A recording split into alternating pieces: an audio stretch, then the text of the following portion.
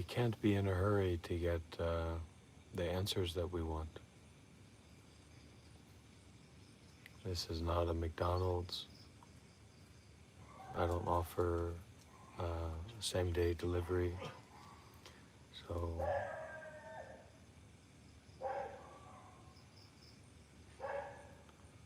a real question requires real patience and real openness.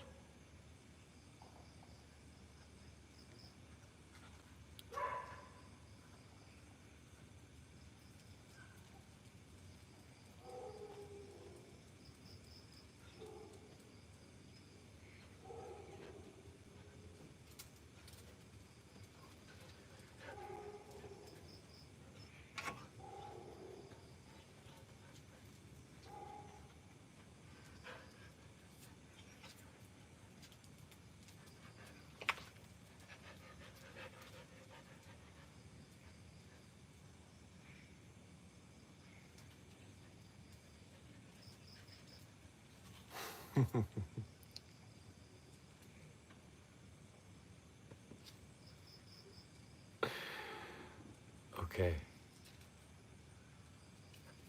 Don't let the door hit you on the way out.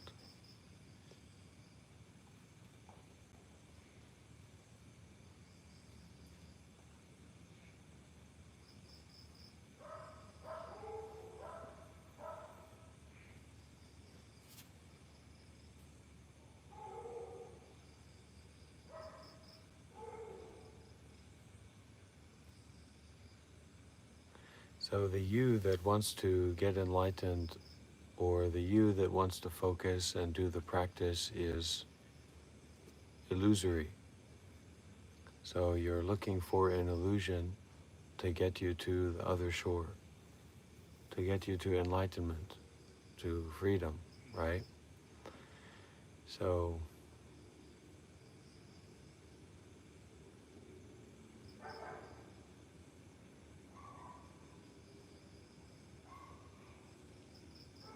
there's a space here for relaxing your identity in all of its aspects, right now.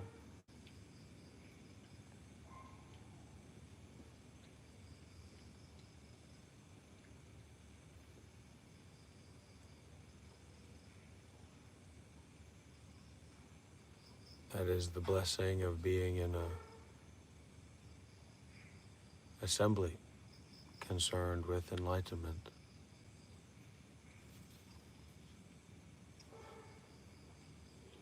Not to focus or to fixate or to try to do something in particular, but to release and relax all doing.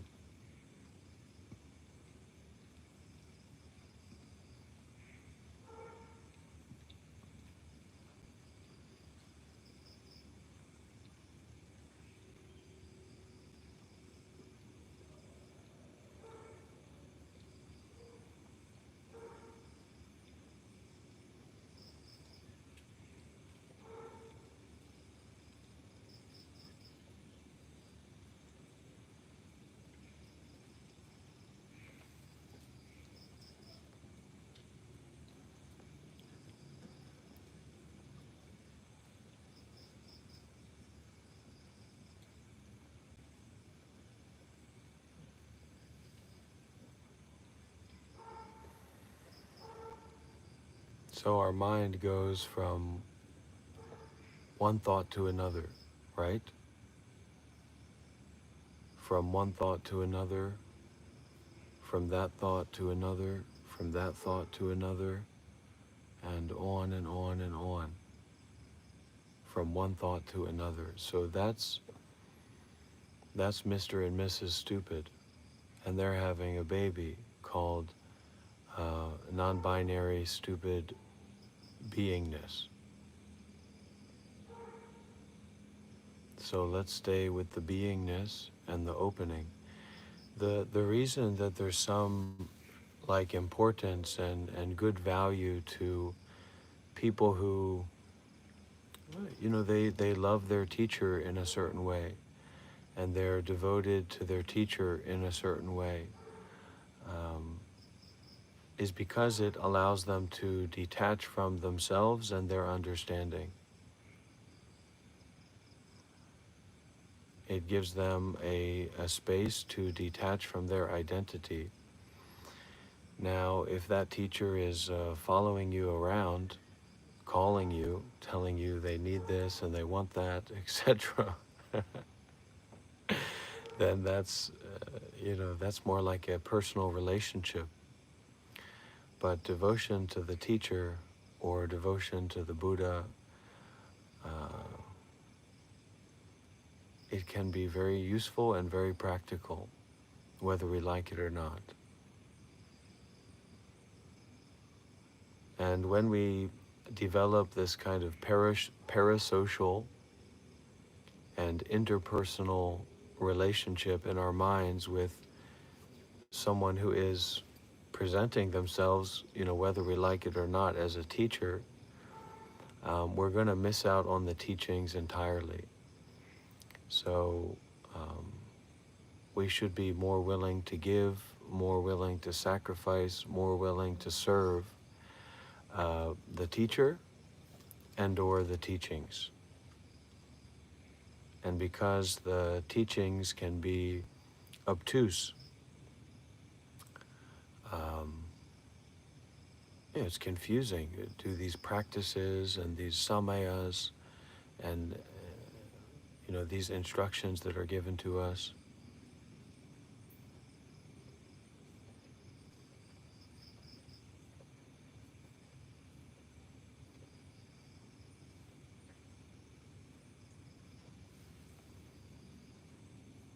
And I think I just got an insight that I get a little bit,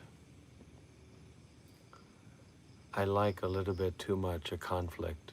I like to win, you know, even though there's more value in play and in sharing strength and sharing experience. Um, we tend to have a certain culture and a certain mindset that's all about winning and being right, and a lot of people who don't have much of anything um,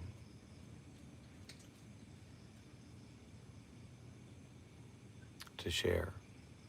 People want to fight, so we're not here to fight.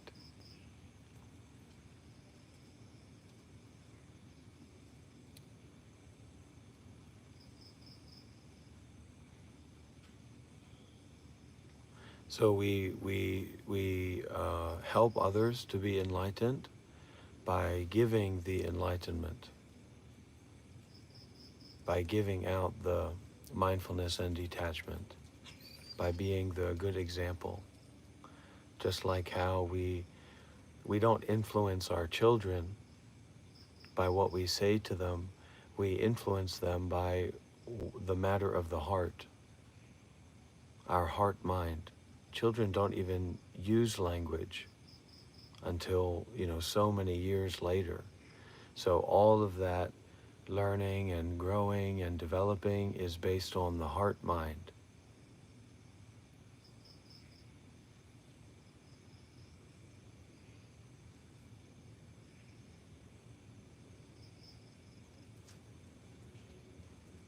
Severe stress is telling you to drop something that you are holding on too much, and you need to learn the art of letting go right here and now.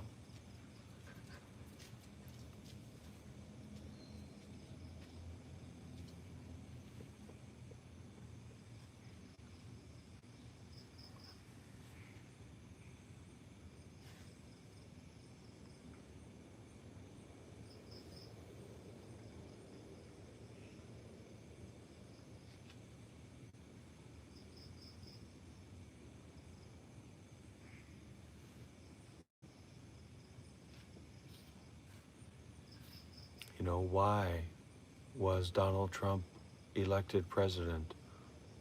We don't really know. We can't really say. Why are we alive now? Not just on a live stream, but why are we alive now? Who can say? We don't really know. So becoming open to not knowing, Anonymous, very essential. But not knowing, real not knowing, is a kind of embodiment. It's not like the opposite of knowing something. It's like not knowing nothing.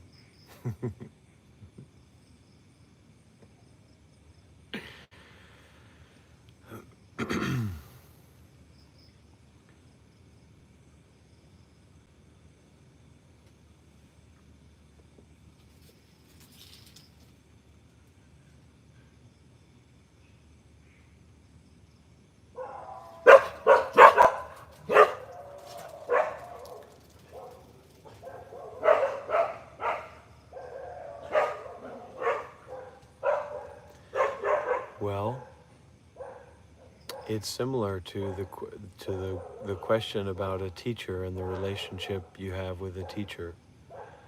Um, it's possible, but it's unlikely.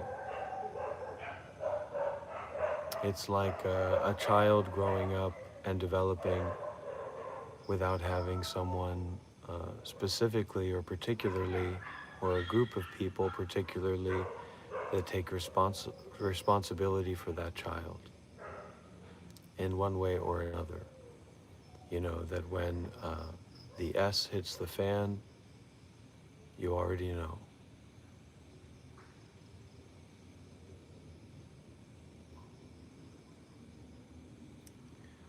So developing some kind of relationship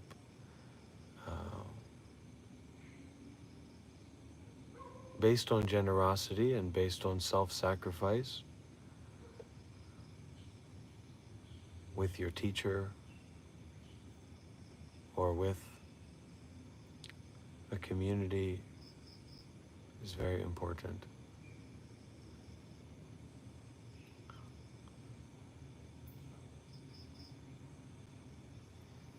There's a good point to that, Arista Gaming. It's just important that you don't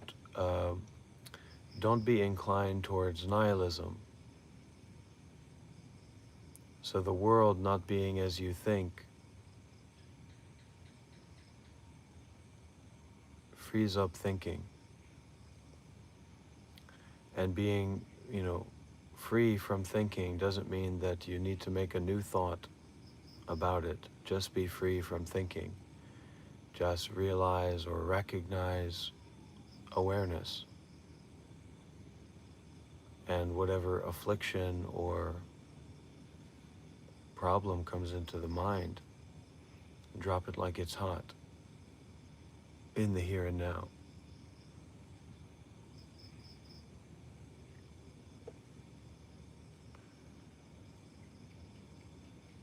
When we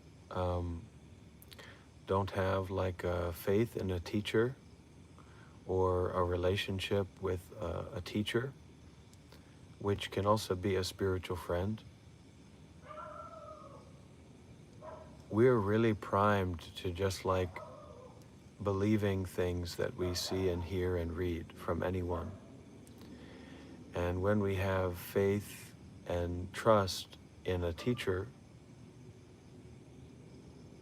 in something that's higher than ourselves, hopefully that we have access to, that we can ask questions to, etc., we get to,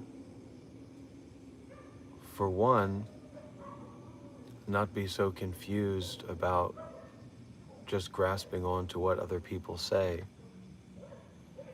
And for two, if we do grasp on to what another person says, or something we see or hear or experience, we can bring that to our teacher. We can ask them about it.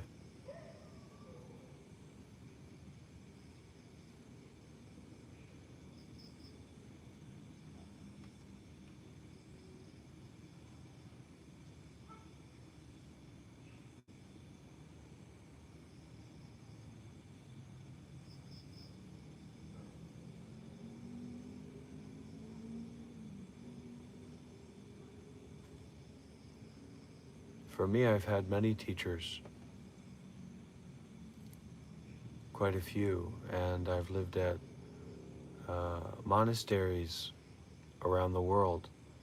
And when I live at that monastery, when I stay with my teacher, they are in charge. They are the boss.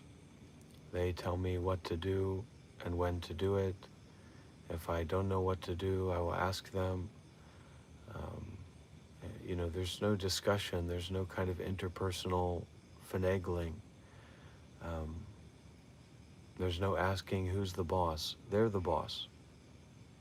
And I'm the student or the follower or the person coming there to practice and to learn.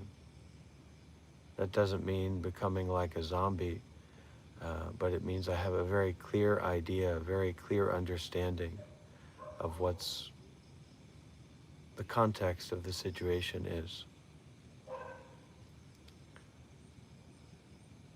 And this is a new context. This is a context of having a teacher concerned with not thinking. This is a context of having a teacher concerned with non-duality or Zen or Chan or Buddhism or ending suffering.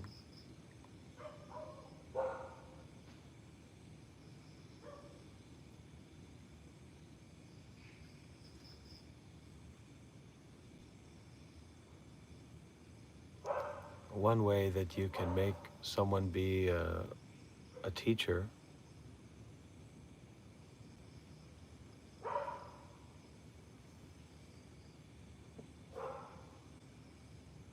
is by buying their course or signing up for their class.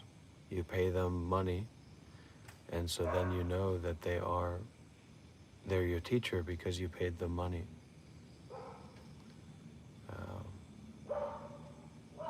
The other way is just according to karmic affinity, that you can recognize very closely that this person is above you in terms of the direction that you want to go in. So you take refuge under their umbrella and you ask them for guidance, and hopefully you're able to support them in some kind of way.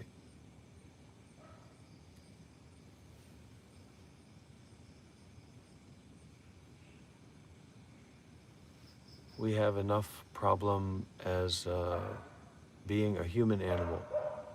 So worry about the human animal of you becoming enlightened and not, other animals. If you can. If you can't, maybe we can try to go further into that idea.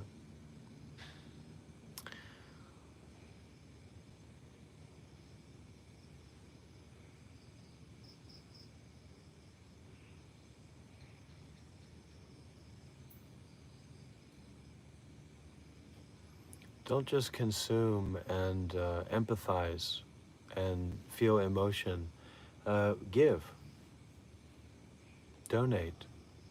Practice generosity. Go and help someone.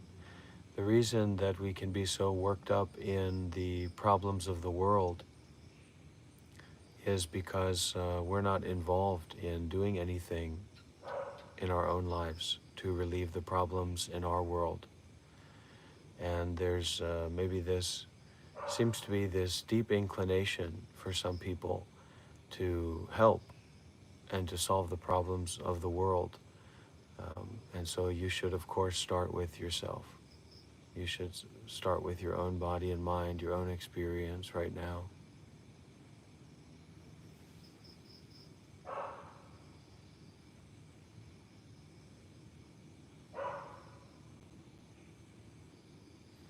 Well, we don't want to try to communicate with others via thoughts. Just like we don't want to try and go to Gaza and save the starving children, or go to Africa and make everybody be Christian. We are existing in our own minds. So when we try to feed the idea of someone else in our own minds, it just makes it unnecessarily complicated.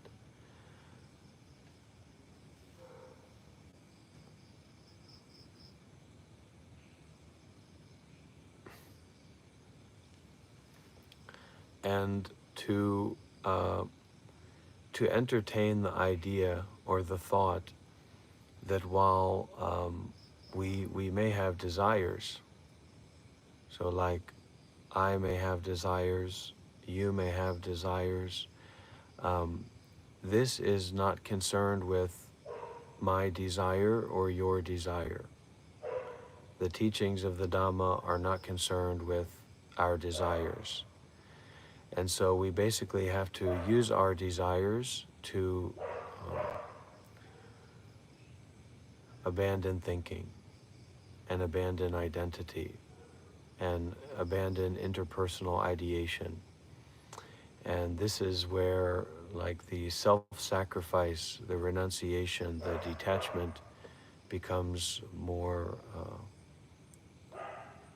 real and less story-based. And also where you kind of, we get this independence that doesn't depend on each other, and in fact doesn't depend on self, but this independence that is not dependent on self.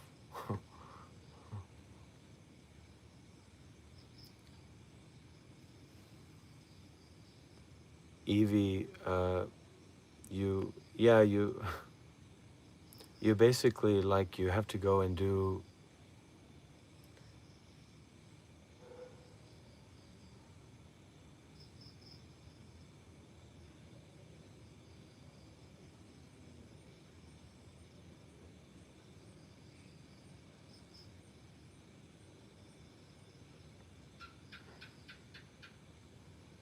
yeah, you have to, like,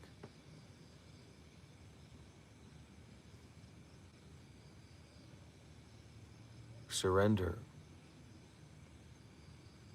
concerned with enlightenment.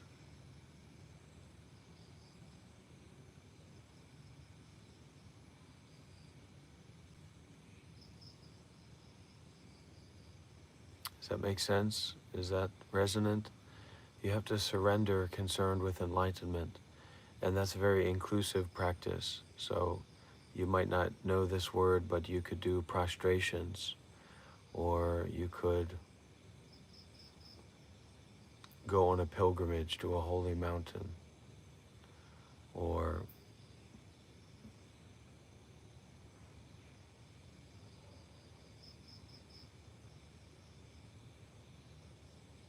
you could chant Om Mani Padme Hum 100 times.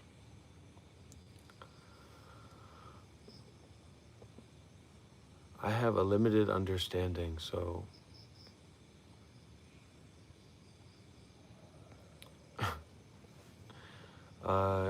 Kirillin, you can tell your father that the bugs that you don't see don't bite, so just ignore it, don't look at it. It's like a spider in the walls. You don't know if it's there, so just let it go. Bex.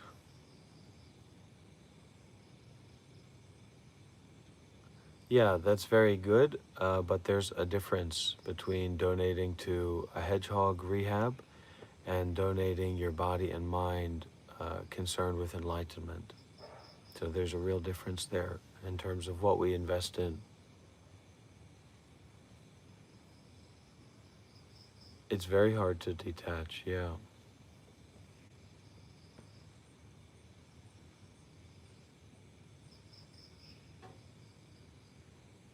You could also make a joke with him, Kirillin. You could say that the AI is now in control of you.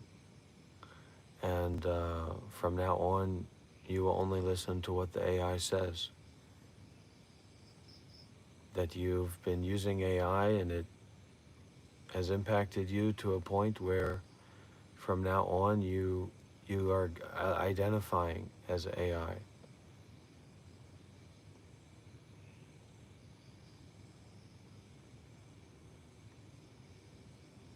But be serious with him, just like he's serious about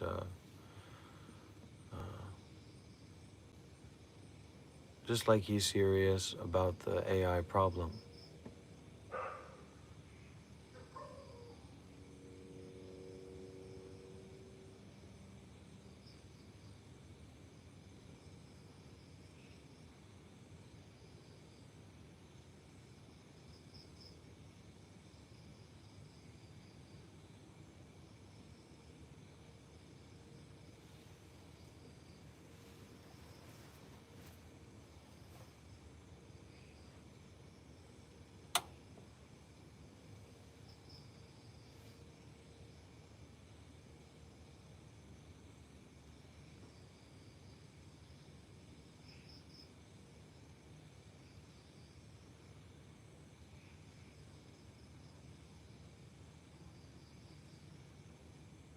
People worship all kinds of things.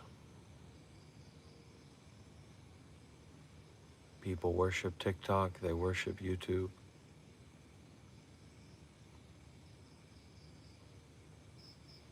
They worship the ideas that they have about themselves.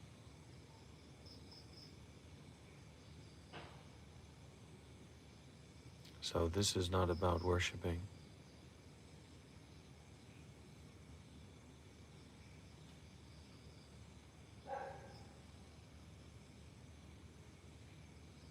Anything or anyone or any idea. But in terms of tools, and in terms of better or worse, Buddhism is one of the best tools. You know, Buddhism is all about enlightenment and non-duality. So it's the analogy of a banana muffin.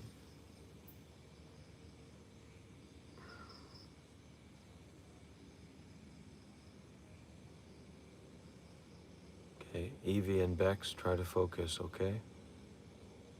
No crosstalk. Good night, Donnie.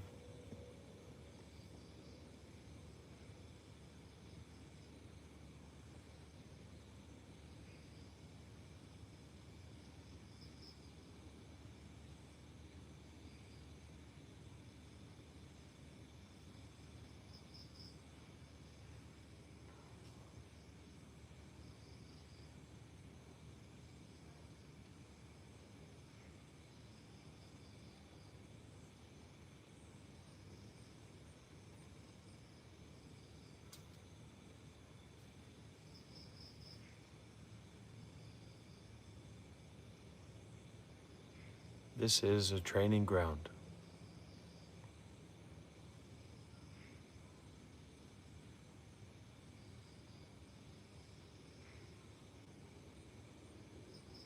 Most people don't have experience in training the mind, and they don't want to train the mind. Don't let your ego get a hold of you.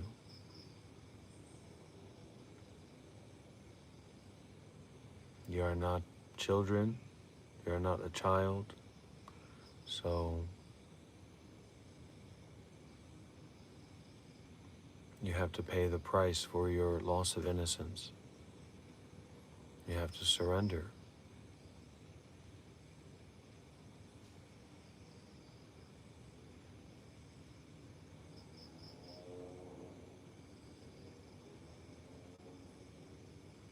Schizophrenia is just the normal mind, the ordinary mind. As you learn to detach from thoughts, to not cling on to thoughts, to not identify with thoughts, then schizophrenia will be cured. But it can get quite out of hand, not just the mental dynamics, but also the physical dynamics.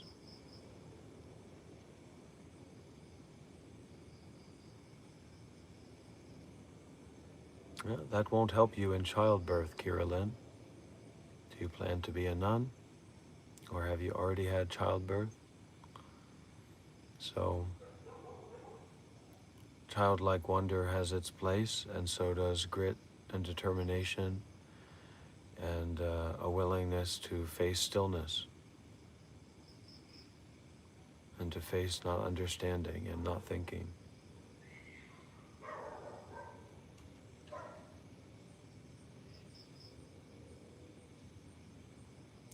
You had childbirth without anesthesia,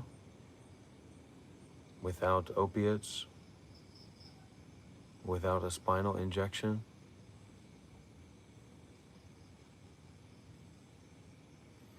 And if we have such a condition like schizophrenia, if we have a condition of any kind, we're going to need support, we're going to need community. You're not going to do it alone. So we need to develop a sense of reverence for community, a sense of reverence for practice, a sense of reverence for our teachers. Doesn't mean that we fully live up to that, but that we remember that sense.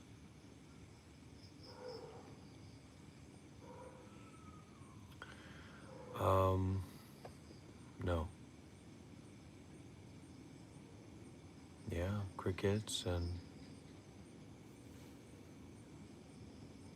noises, cars and dogs and trees, the sound of breathing.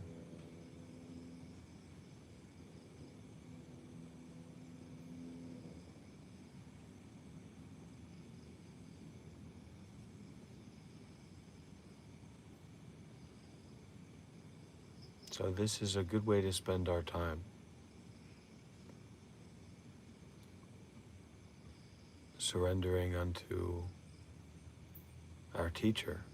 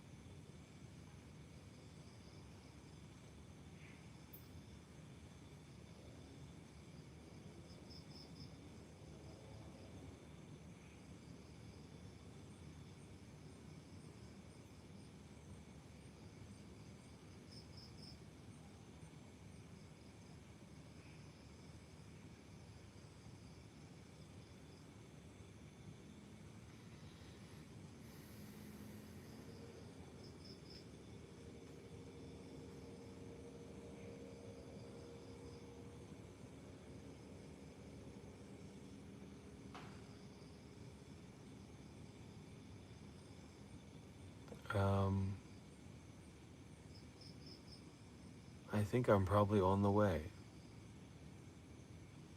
but it's not something that's talked about.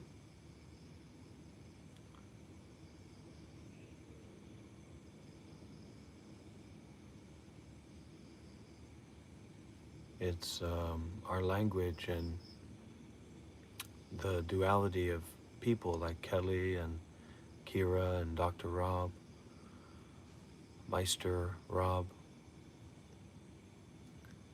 is a kind of irrelevance. So allowing the irrelevance of things, we actually learn to give the irrelevance of things, to give irrelevance to things. Specifically, and for those who are on a more general path, not like striving for Buddhahood, we know how to drop it like it's hot. So those afflictions, things that might even be a big part of ourselves that afflict us, we notice that we're afflicted and we drop it like it's hot.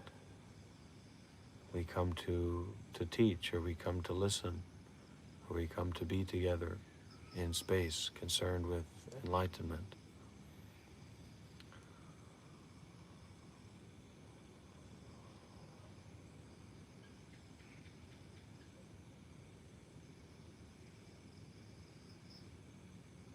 It's one of the things that we Westerners don't have much access to.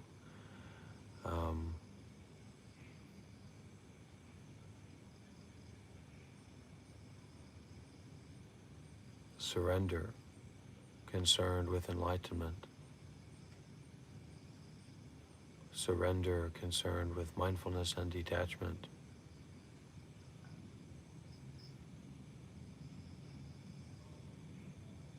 And devotion, to be devoted to your teacher.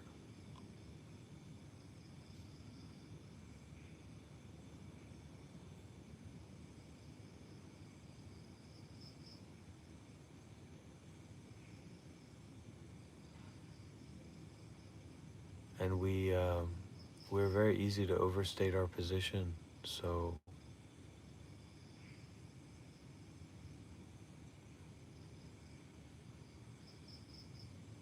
knowing how to be a student, knowing how to say you're my teacher is very important.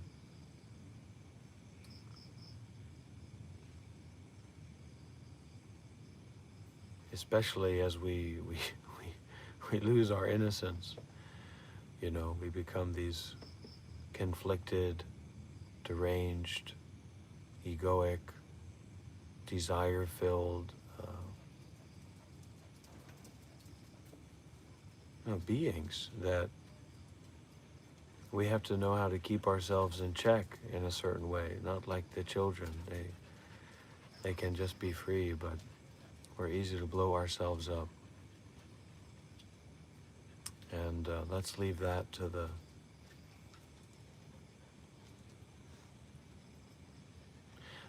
let's leave that to the Muslims. And the Buddhists, we can leave to them a self-immolation. So, yeah.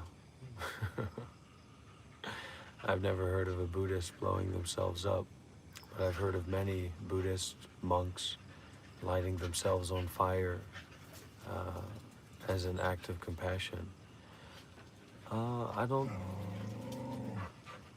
I'm too lazy to work, frankly.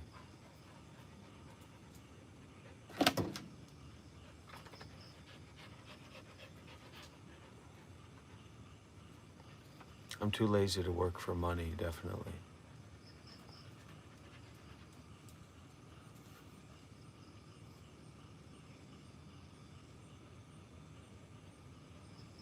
If I have a place to stay today, that's enough.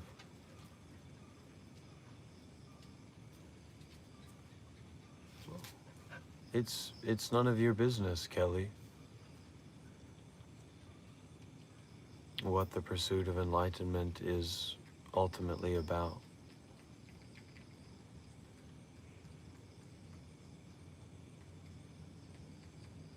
You know what I mean?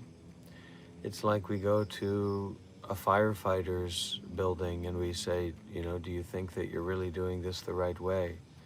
Or do you think that we should really, work to stop fires? We have to know how to mind our business and stop sticking our nose in things that we don't really know anything about and we don't have anything to do with.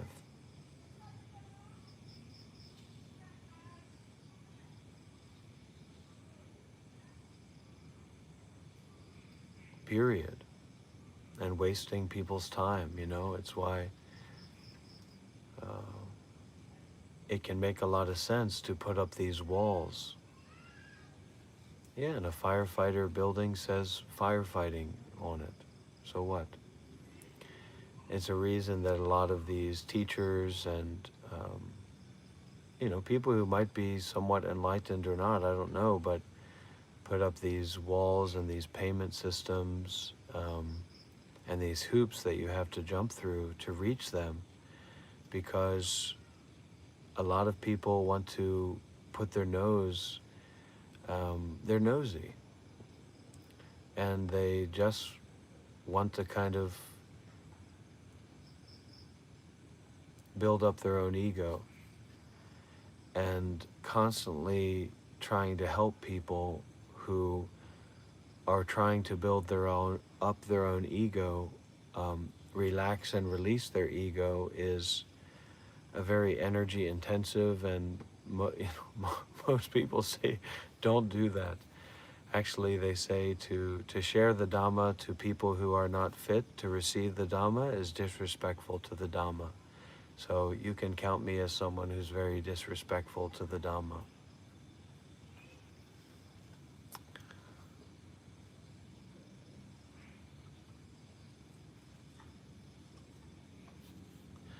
Money for emergencies, I suppose I would go live on YouTube and, I'd tell people I need money for my health condition or whatever. Maybe I'll come up to YouTube and tell people I need money to buy some kind of property or something, but probably not. And it's one of the things one of my masters said to me, Master Tiktan Tik, over there in Jacksonville, Florida. He said, uh, you know, it's important that you have donors and supporters, and that, you know, that you're actually being supported now. Um, and maybe you can even save up a little bit, because when you're young and healthy, everybody wants to be involved. Everybody wants a piece. But when you are, if you get sick or you get disabled or you get old, um, you know, nobody wants to deal with that. And it's, yeah, it's why community is so important. Community and relationships that are concerned with the path are way more important to me than um, financial relationships.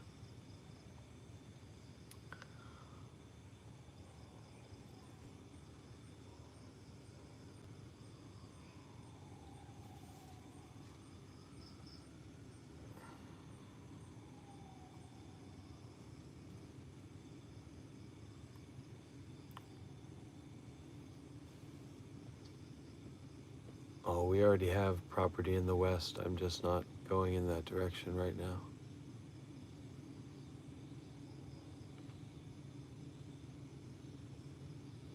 Well, I'm glad you're here too, two cats in a trench coat.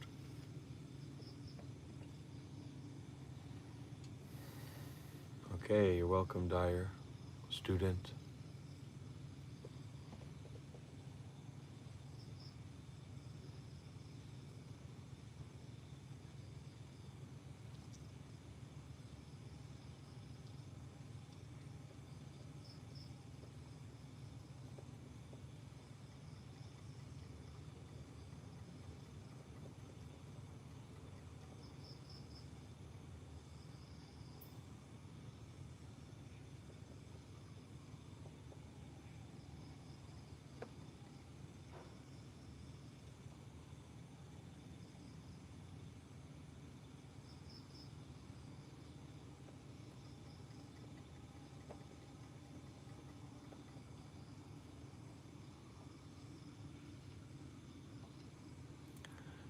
Some people have reached out, and one person in particular comes to mind about how people can be acting in the comments and how they can bring a maybe a lack of reverence or a sense of disrespect that kind of hurts the ego of someone who takes this very seriously.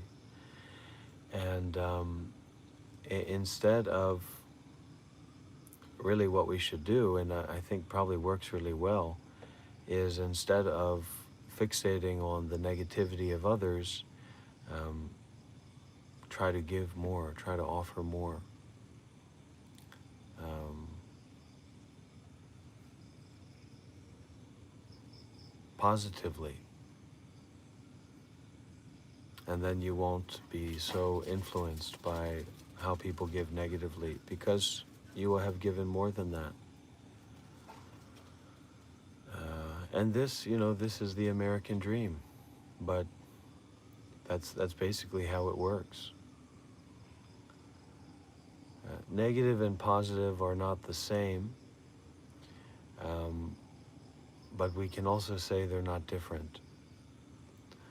And the sameness or the equalness of negativity and positivity is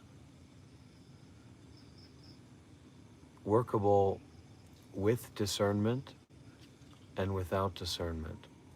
So if you're saying that things are equal without discernment, it means you don't really know what equal means. And with discernment, we can kind of hold the hot and the cold together without burning ourselves. We can make the water that's at the appropriate temperature for us.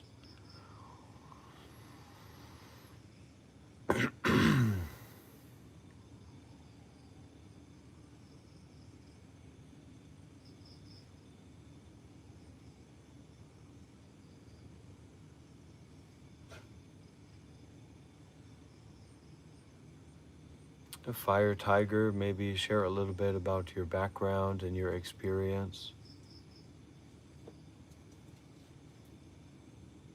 concerned with those things.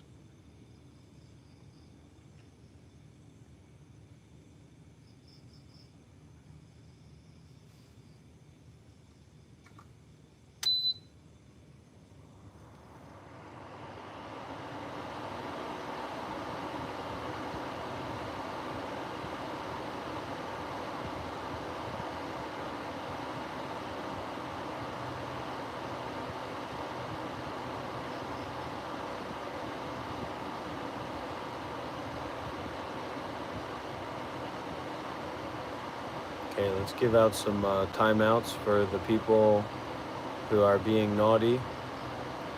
And there are age exemptions. So if you are a little boy or a little girl, you won't get put in timeout. But if I don't know your age, I'm going to assume at this late at night that you are a bad adult, and you will be punished as such. So fire tiger, uh, well, it's not really punishment, it's more helping, but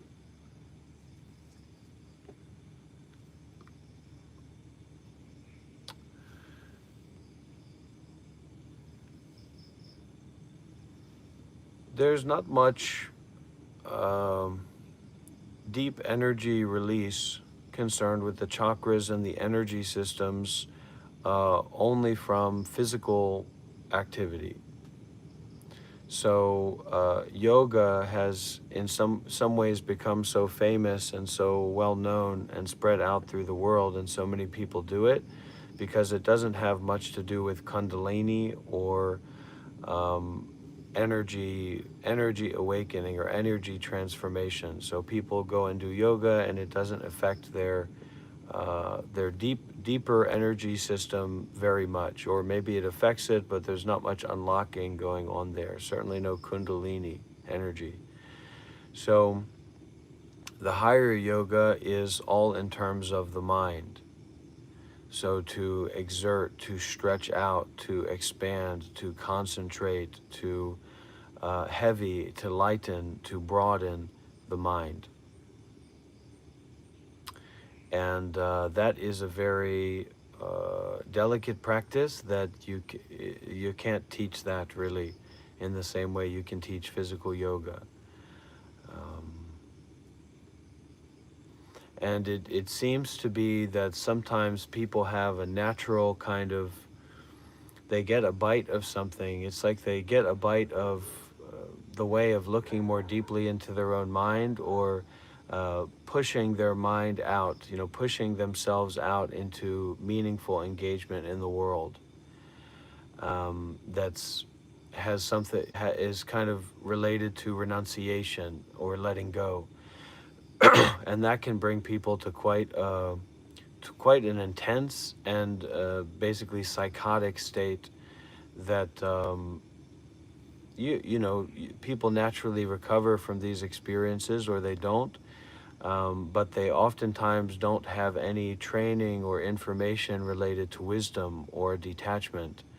They've never met any real meditation masters or anyone that has anything to do with wisdom, so they're just going to kind of, that experience, that kundalini experience that they went through, that's just going to become another part of their normal ego, and then maybe they think they're enlightened, or they have new strange beliefs about their reality and their life.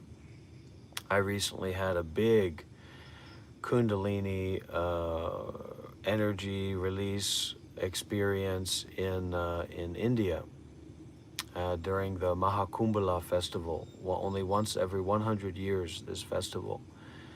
And I was a Buddhist monk at that time, and I had a lot of experiences of other dimensions and different perspectives and all that kind of stuff. And I don't believe any of that. Uh, it's just food for the fire of letting go, and detaching from the ego. So that's what's most important, is not to be in a state of belief or a state of being convinced, Um, but to be in a state of willingness to renounce thoughts about what's happening. And then as much as you can speak from that state or speak about that state, you can be a peer with your teacher, let's say. But as much as you can't say anything, well, then you're not a peer, you're a student. Shut up and listen. Stop yapping, as they say. Stop pretending. Um, and usually people who are concerned with this kind of experience, and it's very resonant, so there's a tendency towards authenticity for those people. And, they'll usually just get up and go or stay and listen.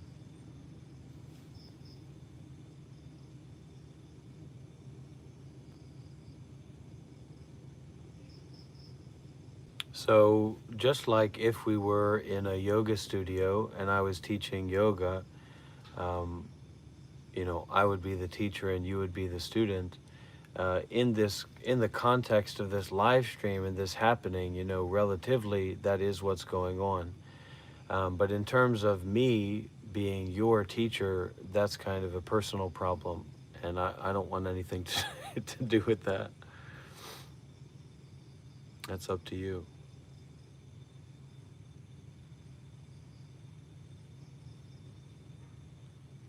But try not to form parasocial, interpersonal relationships. The relationship here is based on mindfulness and detachment and mutual generosity. That's not personal. And the interpersonal stuff is just like side effects. So it can be nice. It can be a refuge. It can be a reminder. It can be an inspiration. Um,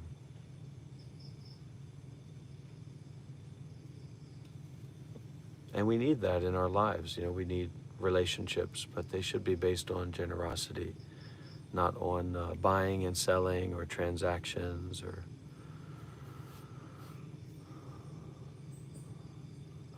fast. I usually just eat during like 4-hour periods, so most of the day I fast, unless I don't.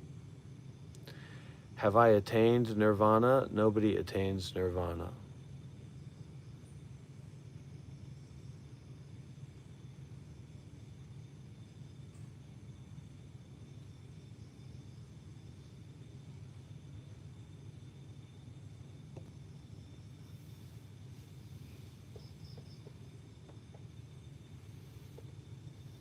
Kundalini is not really related to Samadhi. Um, Samadhi is more like correct practice, and Kundalini is more like intense side effects. So if you practice correctly, your Kundalini should be very limited, and all that energy should go into Samadhi.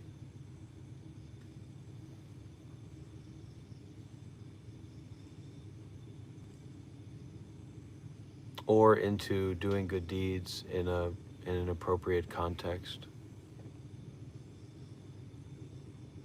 and detachment and renunciation. There's one teacher that says, no Samadhi, no wisdom, no wisdom, no Samadhi. And I don't really like that teacher very much, but maybe I should listen to them more, take another look. But Chan is a little bit of a different, like Chan and Dzogchen are not really, somehow it's like, and maybe that's what that teacher meant, that wisdom is the Samadhi, that Samadhi is the wisdom. But the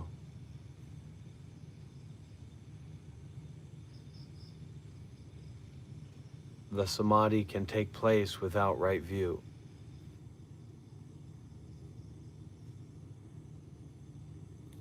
And there's not actually anybody there to begin with. So it's like Buddhism is a tool.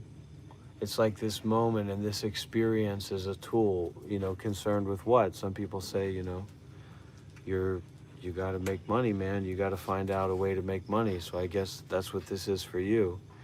And for me, this is really like a tool for uh, practicing nibbana or giving nibbana. I don't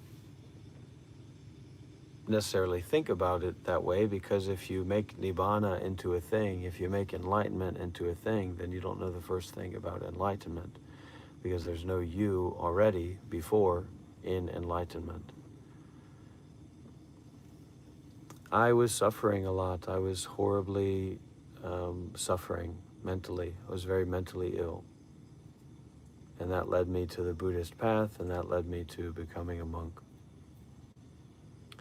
Do I feel the need for obeisances? No, not at all. But it's, I'm kind of trying to help people out here work through the connectivity that they feel and the emotional, intellectual, and spiritual resonance that they feel. And so I'm trying to be very clear about a workable context to move forward and not waste time. Not that I'm going to kick anybody out. I can't anyway. YouTube, you can't kick anybody out.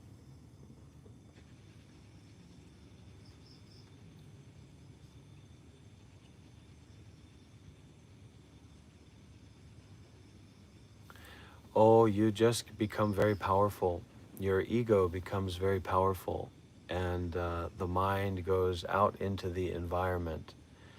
And it really feels like your mind is out there in the environment.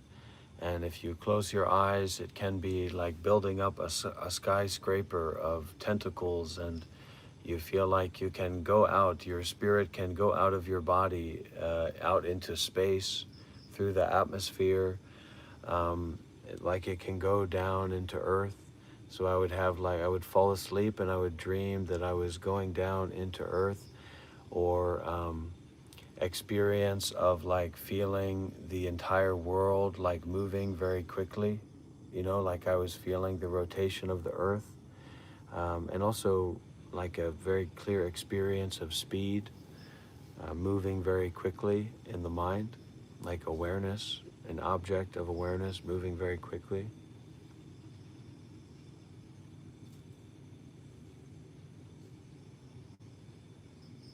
So we can share these kinds of the things to possibly inspire faith, but then what do we do with that faith, And so like a lot of the teachings that I will share here in the Tibetan system, to be able to get those teachings shared with you, you would probably have to do like 10,000 prostrations to the Buddha or to the image of your guru or whatever. So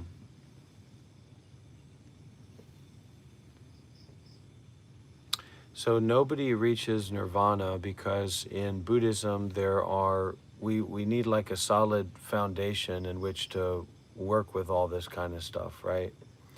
So in reality, there's 3 marks to reality. One is impermanence. So nothing is permanent.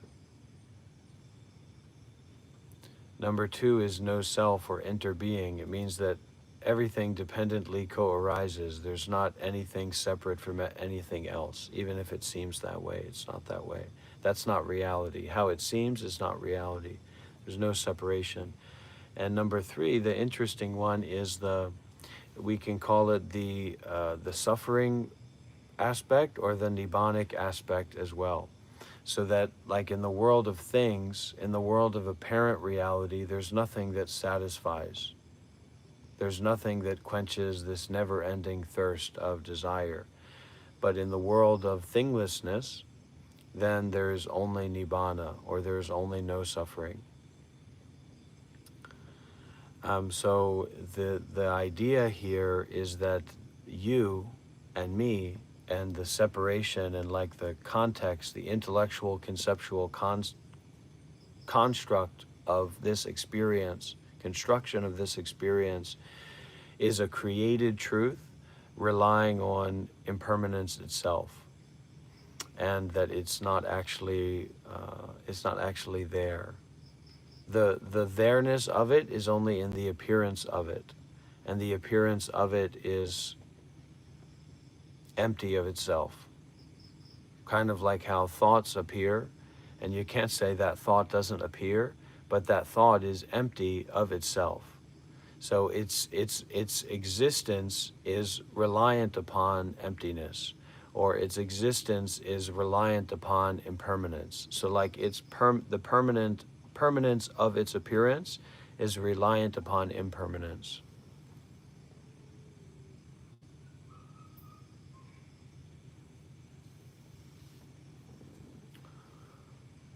You know, a good challenger, a fair challenger is so difficult to find, because anybody who's got any grit or any experience, they've got their head so far up their rear end, they don't want to talk to anybody.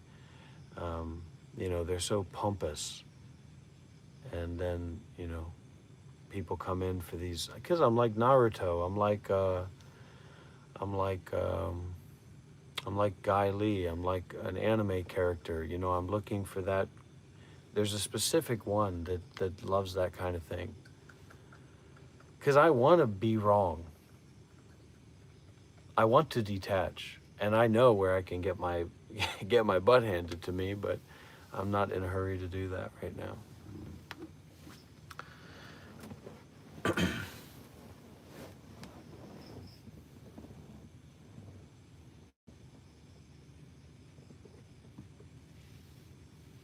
Because really that seeking for development is problematic itself.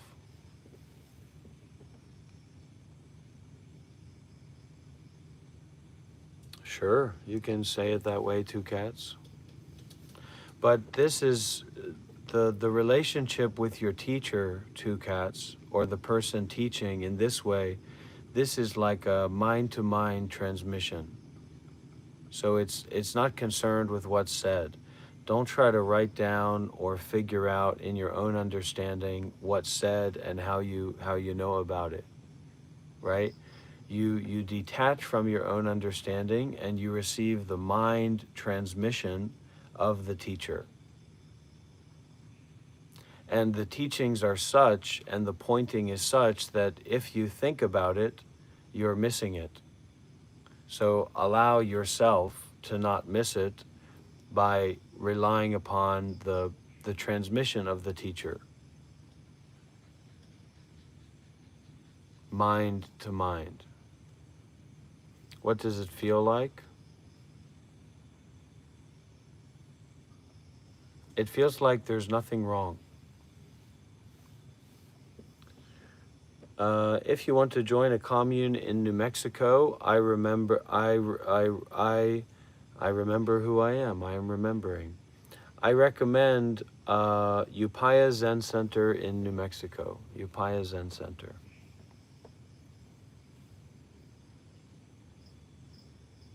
Yeah, the seeking. What we really learn to do is to stop seeking.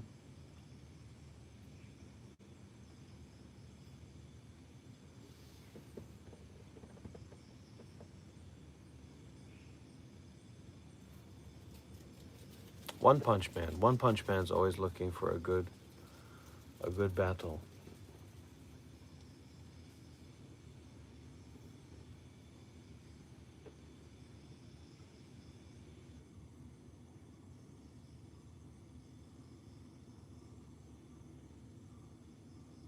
We get much less viewers and much less new subscribers when I'm not acting crazy when I go at the beginning, when I go live. So UPAYA Zen Center. Well, that's kind of the hint, isn't it, Ezra? That's kind of the hint. But we don't have the luxury here to be geographically close or physically close. So the basically the only hope for people in terms of making progress here is to just lay it out all on the table and make it as clear as possible, and people will be able to make use of that according to their karmic affinity. That's the best that I can do. Because I'm willing to teach, I'm willing to offer, I'm willing to share, I'm willing to help as much as I can, but I'm not willing to put on airs about uh, creating structure. So there's no structure here.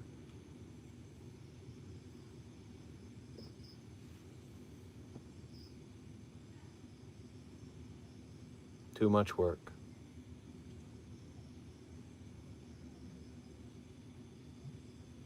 But yeah, Ezra, that's also, it's also a kind of a little bit of making fun as well, because you can't practice like that. People here can't practice like that.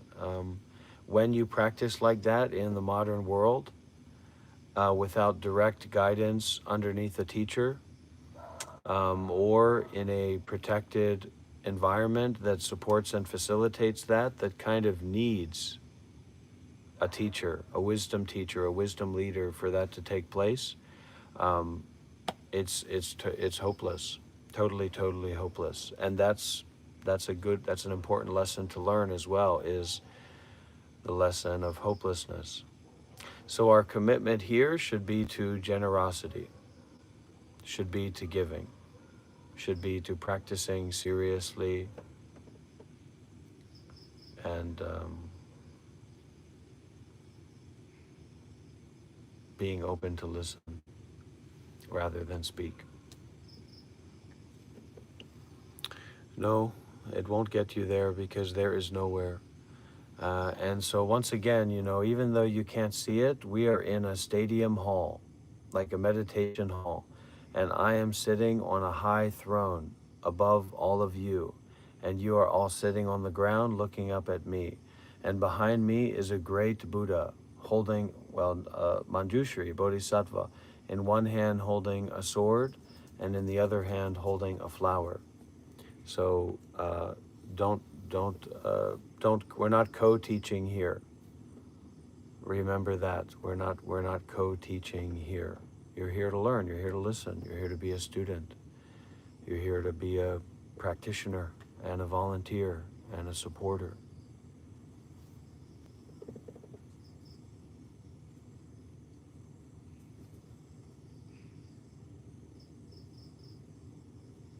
And our ego always loves to wiggle around and make up some reasoning or excuse for ourself. So don't let that happen. Don't allow that to happen. Yeah, you could say it like that, Frederick, but I would say that's kind of that's a little bit,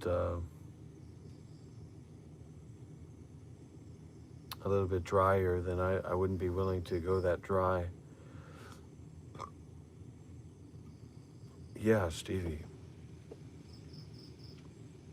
And it's important that those people who are more seriously practicing and listening and giving and opening, that they step up and ask those real questions, those hard-hitting questions.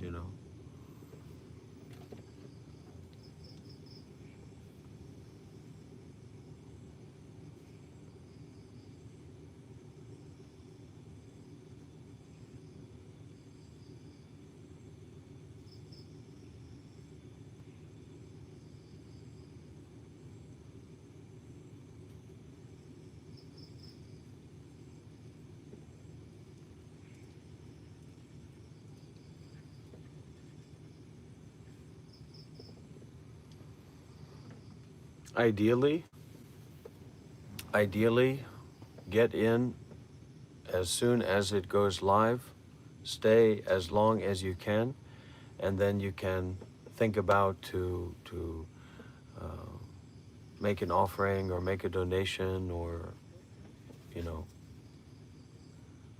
something like that,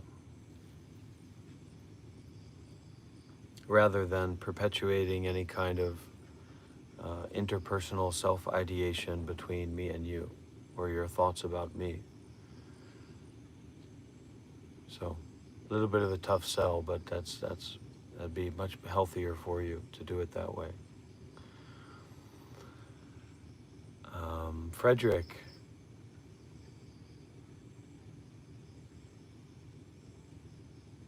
Yeah.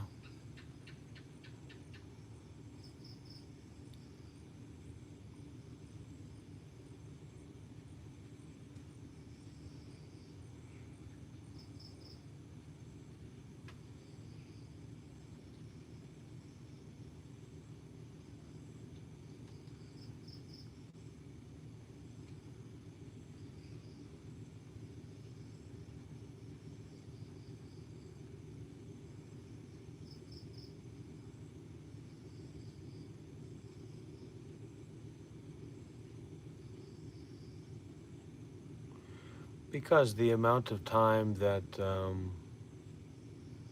I'm giving here, people really start to feel a connection, and they don't know what to do with that energy.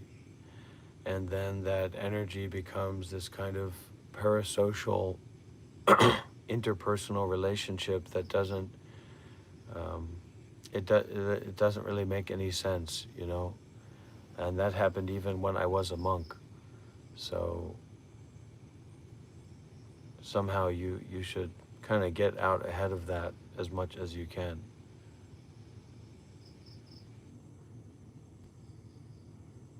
Because the wrong ideas that we get about other people, it's not only you that have to deal with that wrong idea, it's also the other person. You know what I mean? Do you know what I mean? When we get a wrong idea or a big built up idea about another person, and then we push that idea out into the other person, it's not only you that have to deal with that wrong idea, but it's also that other person. So this is actually a way of setting boundaries and making this a consecrated space. A consecrated space of donors, a consecrated space of meditators, a consecrated space of students and fellow practitioners coming together. So it is actually quite important. Is this going to go anywhere? No, it's not going to go anywhere. But that's what I think about the matter, and other people who have other ideas moving forward with this body and mind and these bodies and minds, you can share that as well.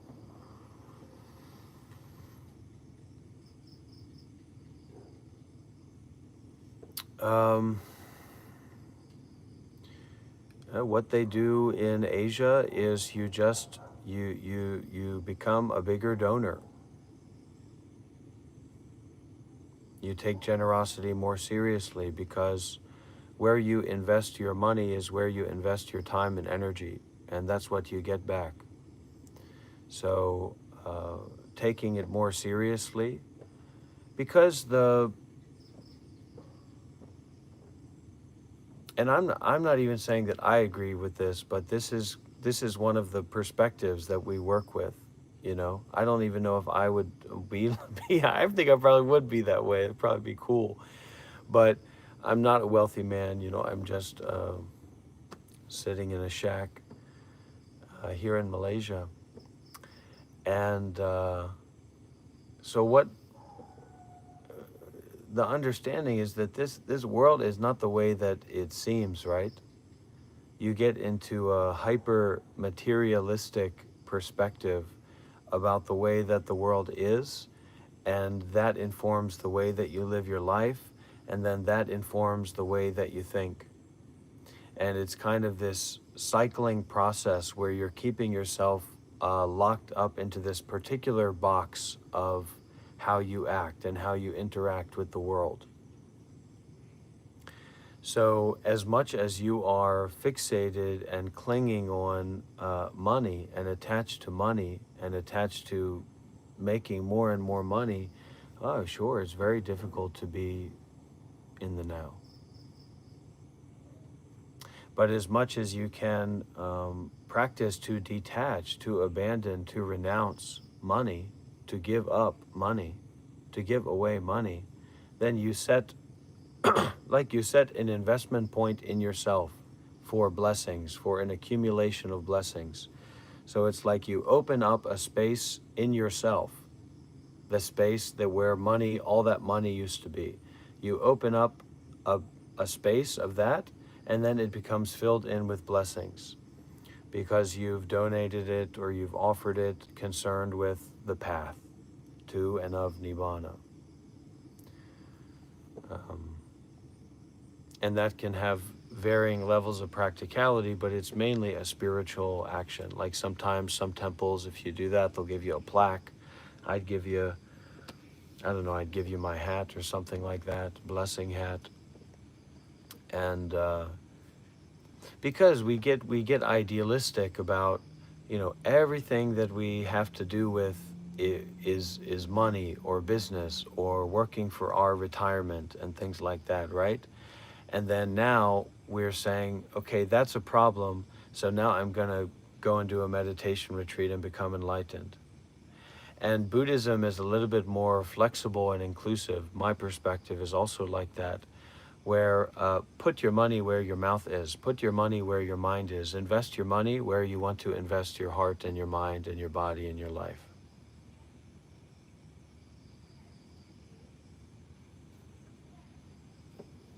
But to do that, we have to have a lot of faith. You can't just do that. You know what I mean?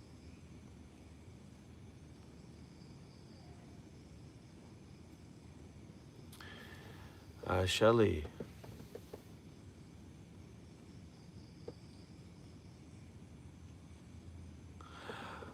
Well, yeah, there's that monk. He's a disciple of Sayadaw, and he doesn't like it. A lot of Sayadaw's disciples kind of take on this position of not agreeing with what he does. But he's a disciple of Sayadaw, and he has his own temple in Myanmar, kind of under the umbrella branch, and he speaks English. Really nice guy, deep meditator. He's a monk, and he recommended that to me. He recommended the book, The Subtle Art of Not Giving a Fuck. So I think you Australians probably have that down pretty good, the art of not giving a fuck, but you just need to remember that subtlety, that flow, right? And the sweetness of seeing how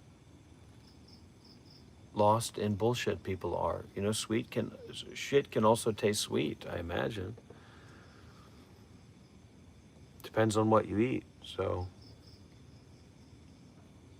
don't worry so much about the structure of thinking about ourselves that we've been indoctrinated into from, Mel Gibson's Australian, isn't he? So Mel Gibson's movies and Roadhouse and Roadman and all these kinds of things. It's all a bunch of malarkey as much as it is real. So it's a whole new way of living and being that we can be open to and flexible with. Is Mel Gibson from Australia? See, that's why I have a connection with Australians, because I love me some Mel Gibson. I'm a big Mel Gibson fan. I think he is at his peak. He was the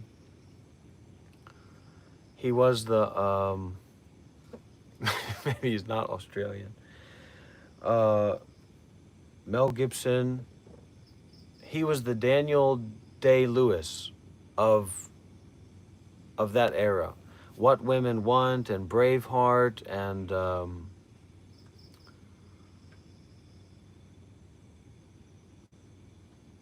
other such films, but Braveheart's a big one. It's an incredible film. Okay. Yeah, Australia came to America. You thought out ahead. Okay.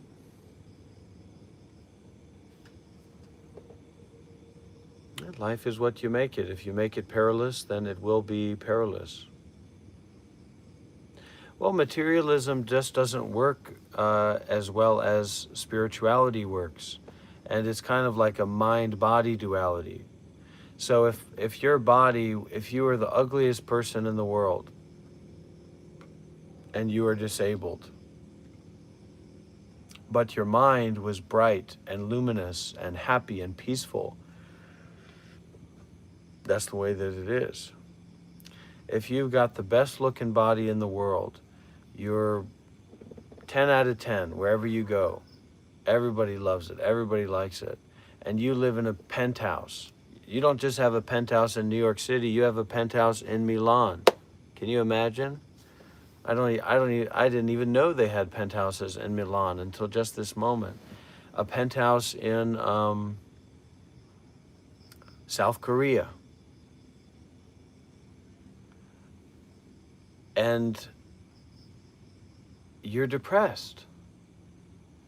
You're anxious, you're suffering, you're not happy. Then that's the way that it is, isn't it? So it's why materialism just isn't all that it's chalked up to be. Signs, that's also a classic. He's just a great character actor, Mel Gibson. He's a Daniel Day-Lewis type actor, if you ask me. If he didn't go through all that trouble and turmoil, I mean, he could have been the Matthew McConaughey of Interstellar. He could have filled that role. He would have done great. Matthew McConaughey is another great actor.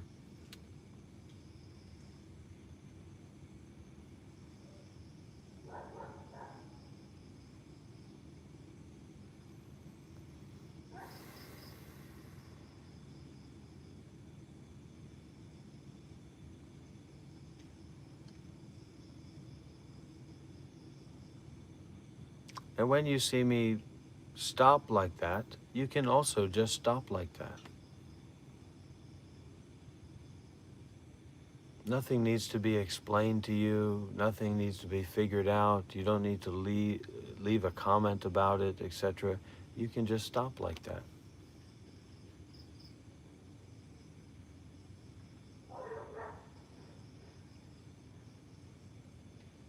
Me too. I also know where I live.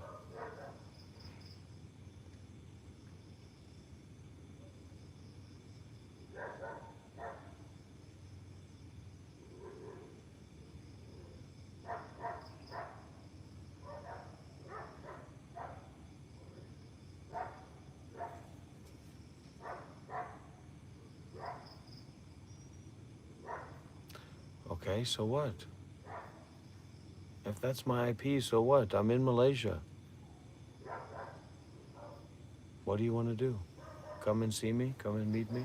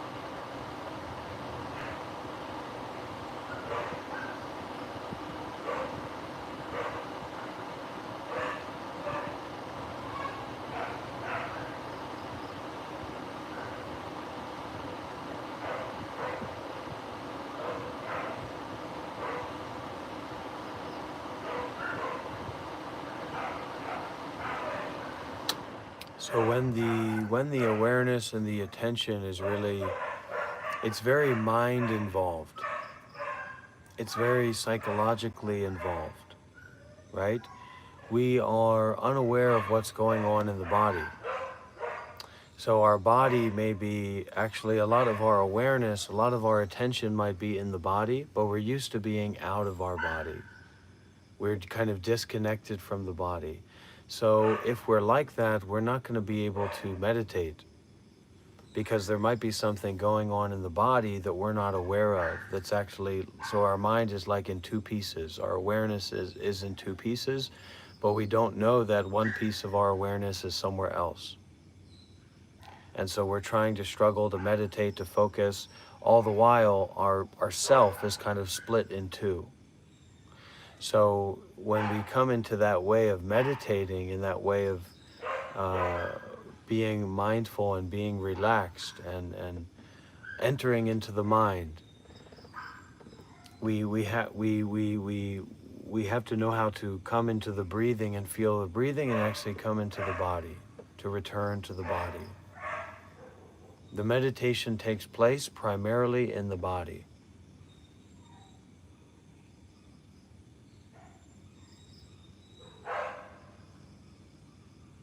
So first bring the mind into the body, and then you can go into the mind. But first we have to know how to breathe in and bring the mind home to the body.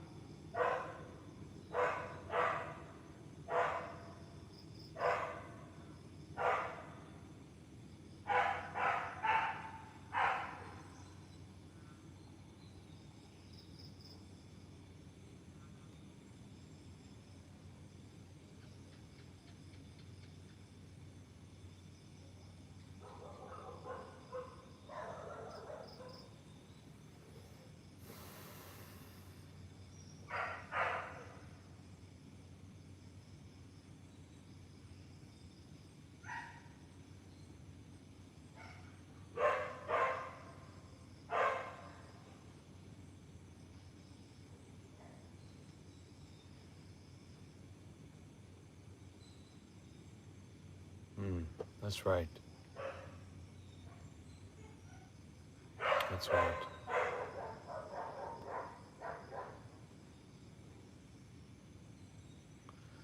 That's why I'm desperately waiting for my wig to come in the mail, so I can help more people.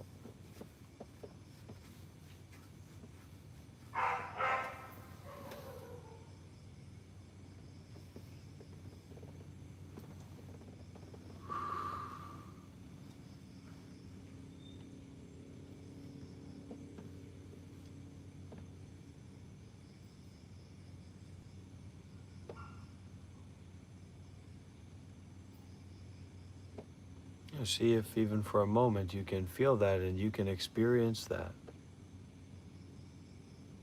right? The awareness in the body.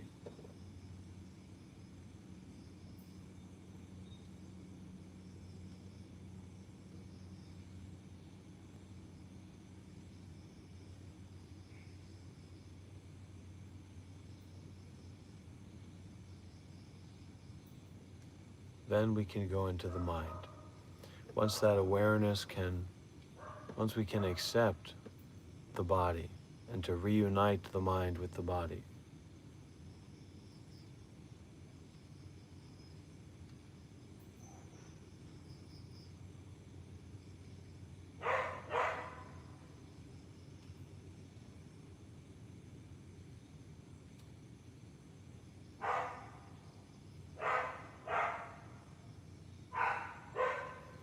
And if the body is kind of calling to you because there's a pain in the body,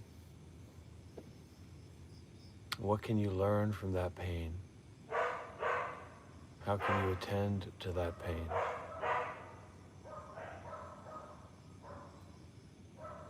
Being aware of how your body and mind react to pain.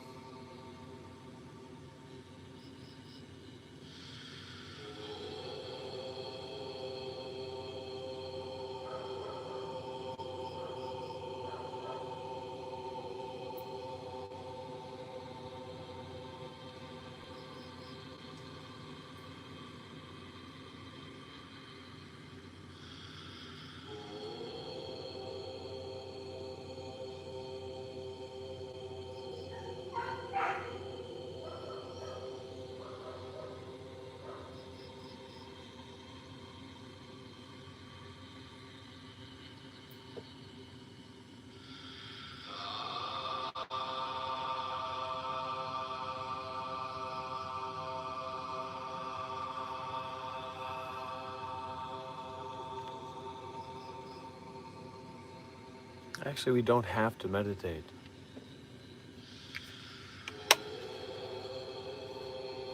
But if we want to get some of the blessings, we do have to participate.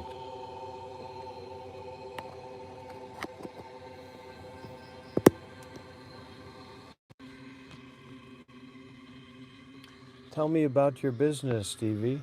Why don't you call in through WhatsApp? We can talk a little bit.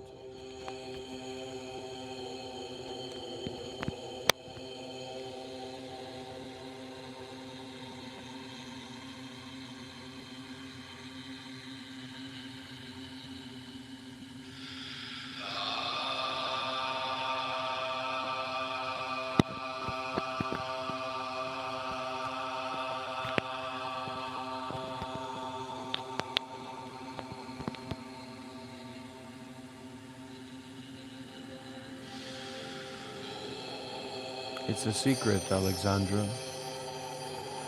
That's all right, Stevie.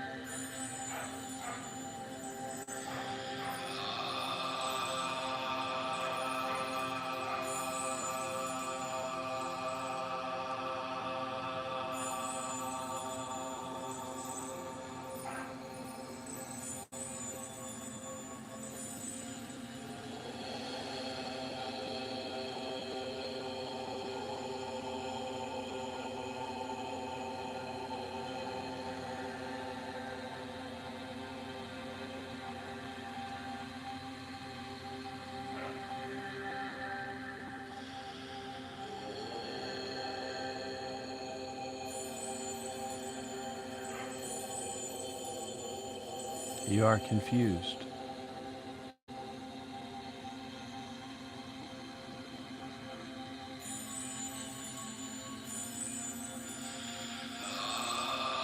What does it feel like to be confused in the body? Is there confusion somewhere in particular in the body?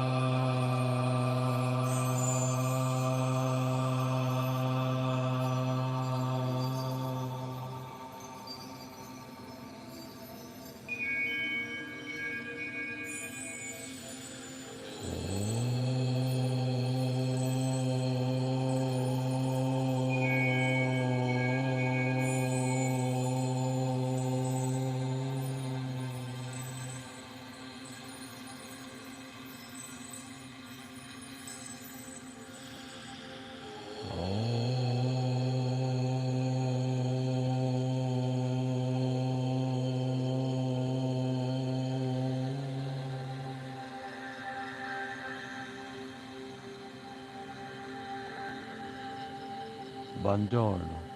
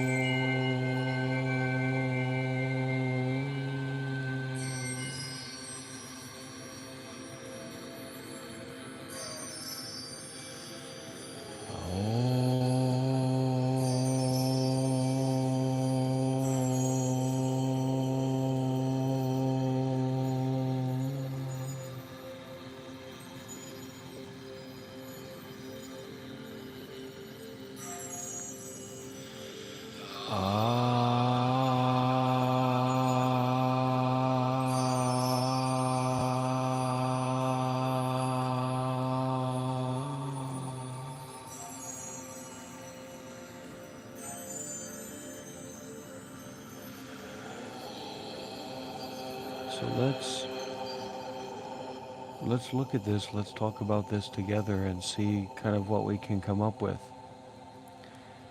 So, my right knee at this moment feels pain, as does the inner part of the upper area of my left foot towards the back. Not the bun of the sole, but up from the bun on the right hand inner side of the left foot.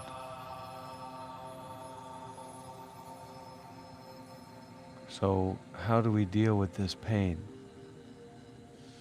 And you tell me what to do, I will try.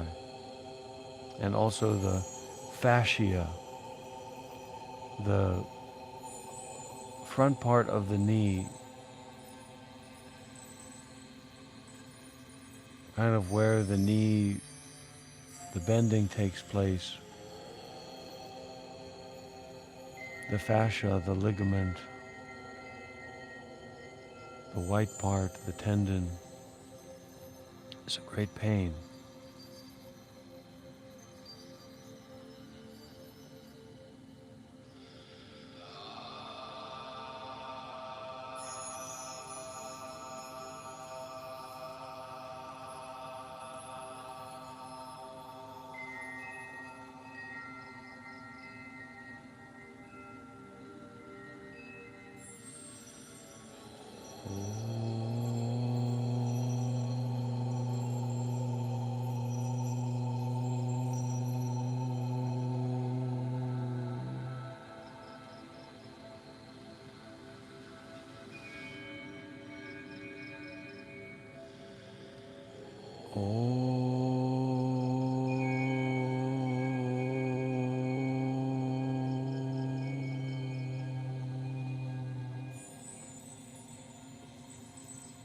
Pain, real pain, true pain. I can feel it in my knee and the part on my foot that I said.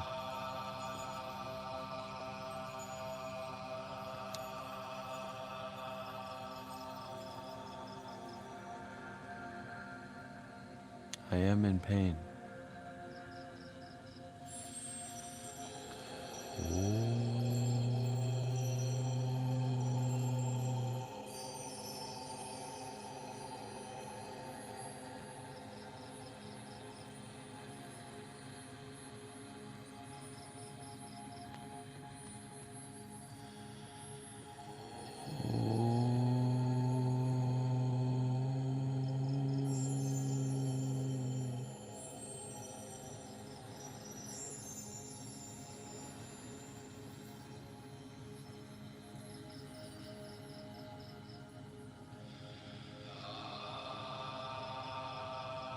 So I can see how I react to pain. I want to get away from pain.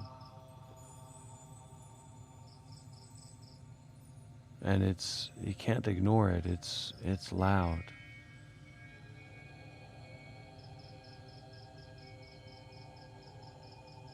In some ways, this is almost like a very good enlightenment test for the people who are here watching, what your answers are.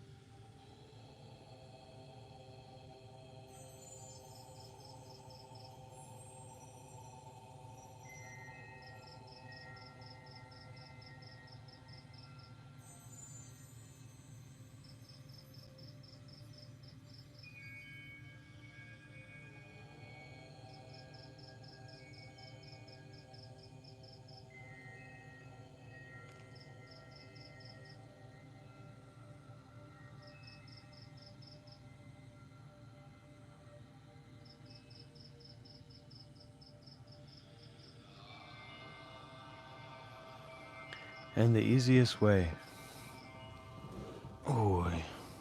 you just move. So how do we learn how to move inside of ourselves away from pain?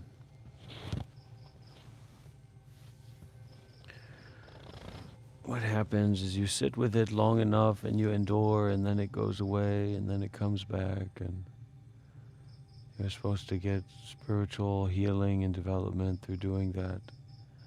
But the pain just hurts so much. It hurts so much.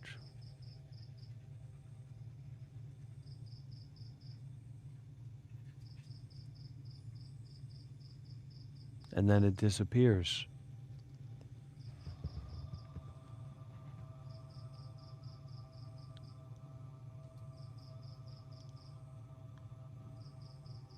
Holy Ghost, I'm here for you whenever you want to be here.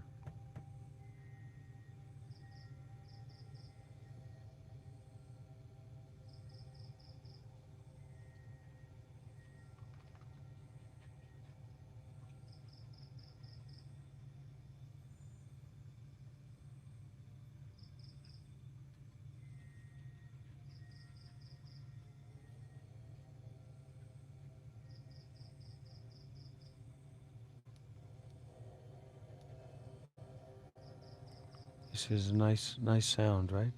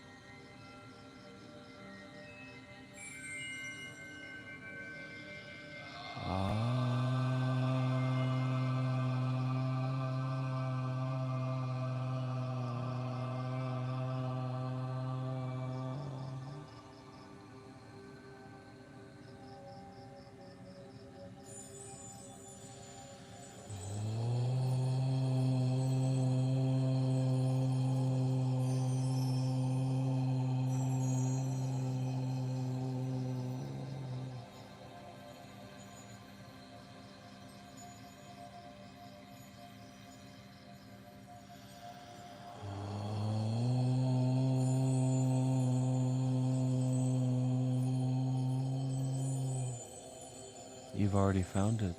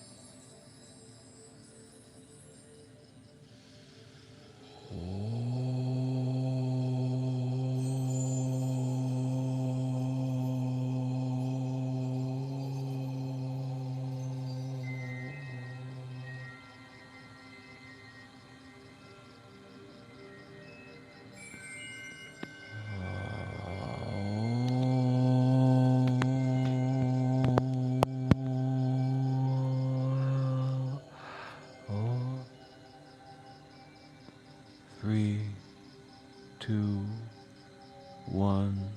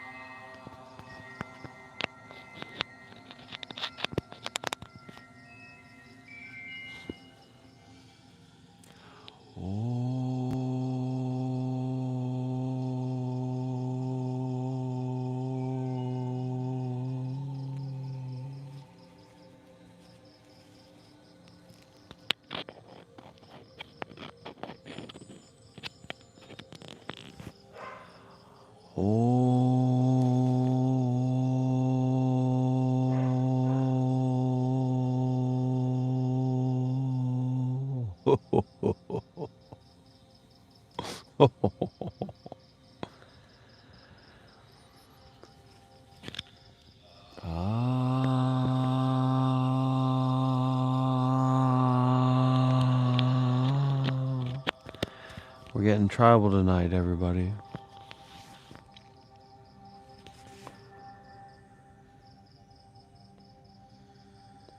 Oh.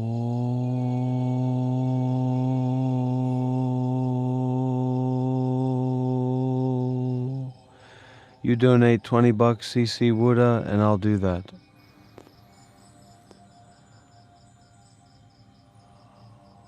Oh,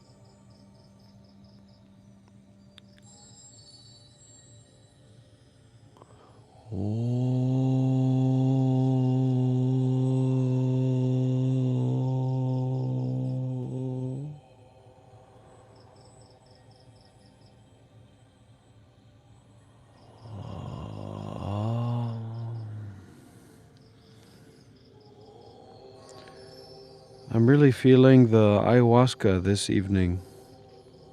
Feeling the ayahuasca energy.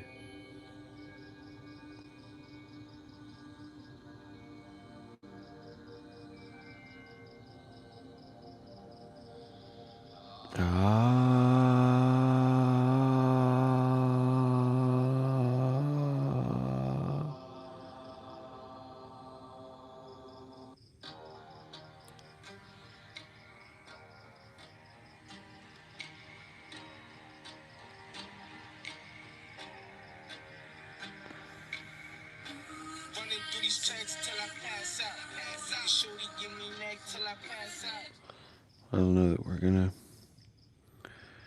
go in that direction. But I am a big Enya fan.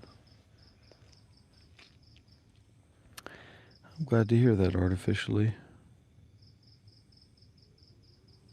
See what I can do with this. This is Medicine Buddha Mantra.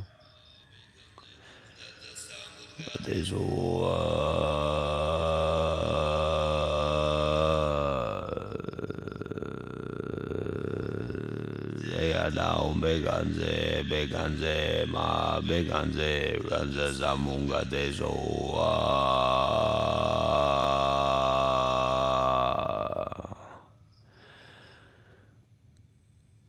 te down beganze beganze ma beganze ranza zamunga dezo down beganze beganze ma beganze ranza zamunga dezo down beganze beganze ma beganze ranza zamunga dezo down beganze beganze ma beganze ranza zamunga dezo down beganze beganze ma beganze ranza zamunga dezo down beganze beganze ma beganze ranza zamunga dezo down beganze beganze beganze.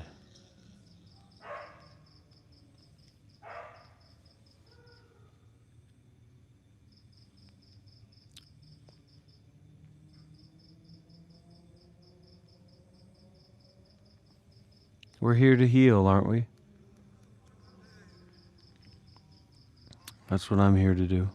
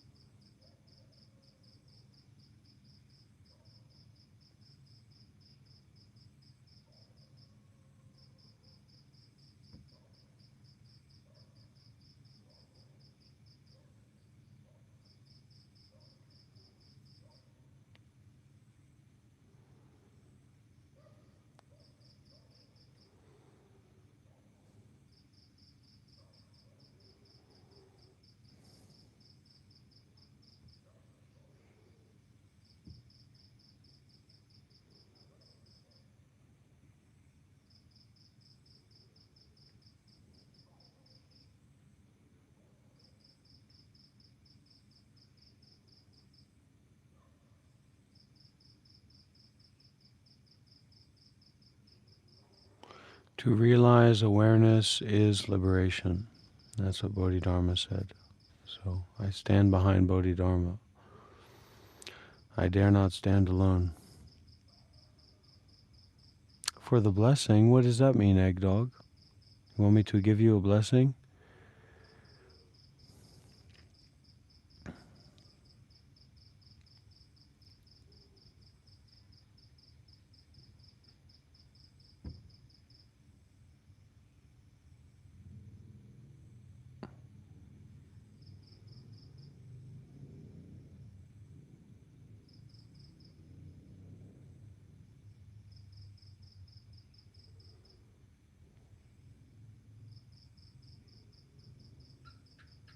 I'm in Malaysia right now.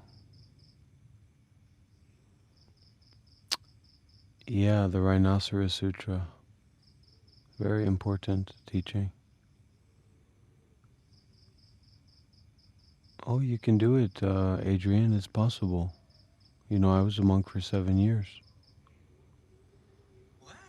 Naya, waya, naya, waya, waya, naya, waya, naya, waya, hey, ay, ay, ay, waya, ay, ay, waya, ay, ay, waya, waya, ay, ay, waya, waya, hey, waya, hey, ay, hey, ay, waya, hey, ay, hey,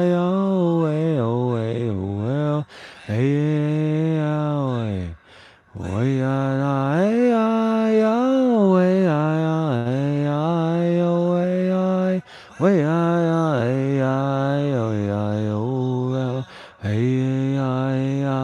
way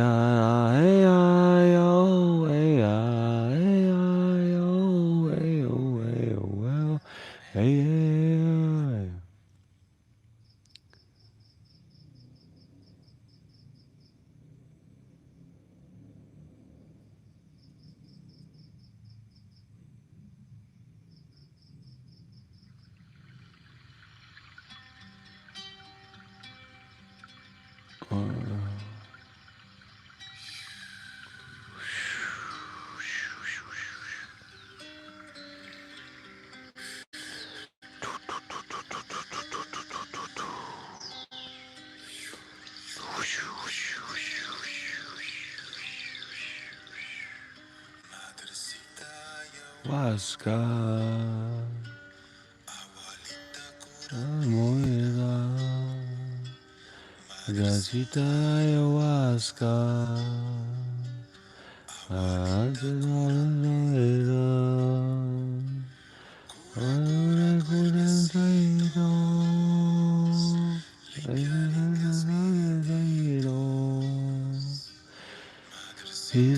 Ayahuasca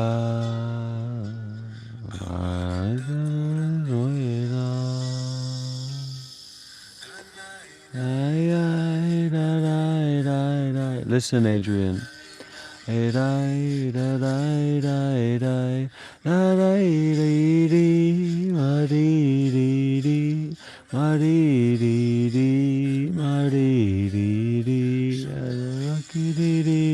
Jumbo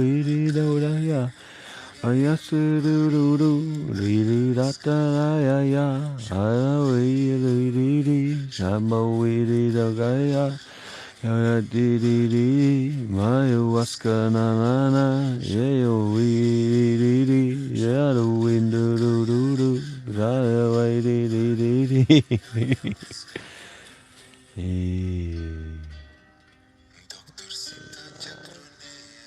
Jacronera. Has anyone here ever done ayahuasca before?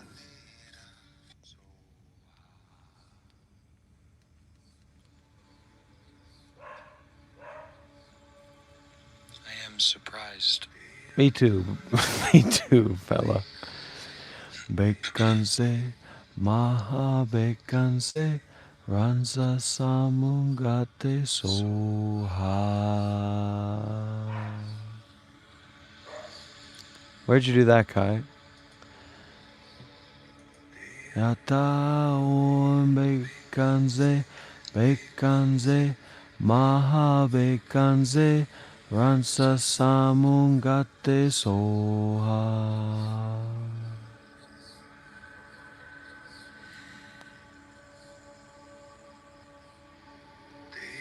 Taum Bekanze, Bekanze, Maha Bekanze, Ratsa Samungate Soha. How'd you do that, Kira? To a pipe? Smoke it in a pipe? Taum Bekanze, Bekanze, Maha Bekanze, Ransa Samungate Soha.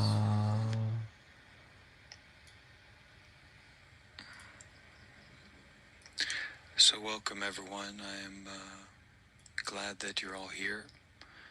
We're going to have an opportunity together to listen to some very profound teachings in the tradition of Buddhism, in the tradition of the way to end suffering.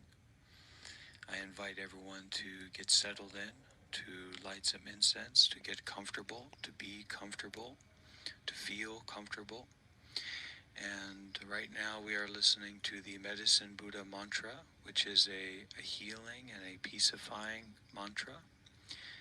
And in a few moments, as more people come in and we all get settled, we will listen to some very profound and deep teachings in English from some of my favorite Dhamma teachers in the world. Thank you all for being here with me.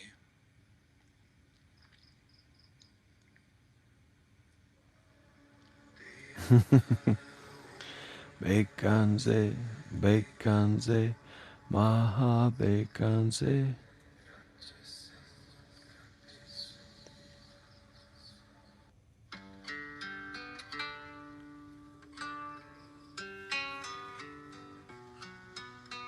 Oh.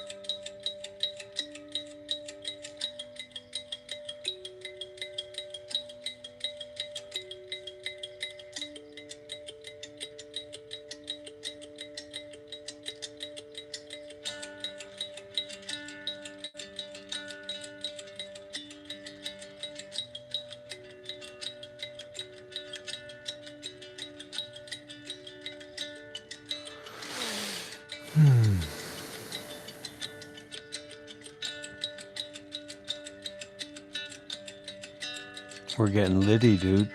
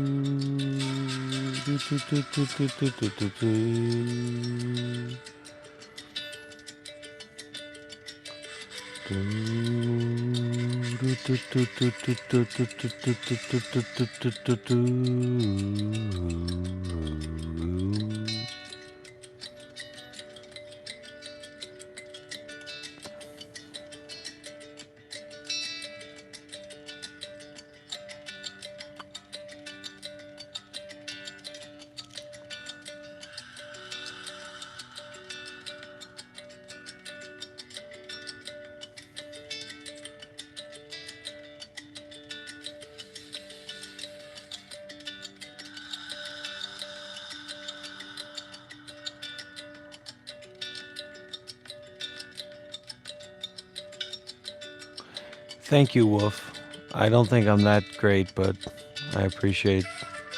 I'm not going to stop you from saying it, but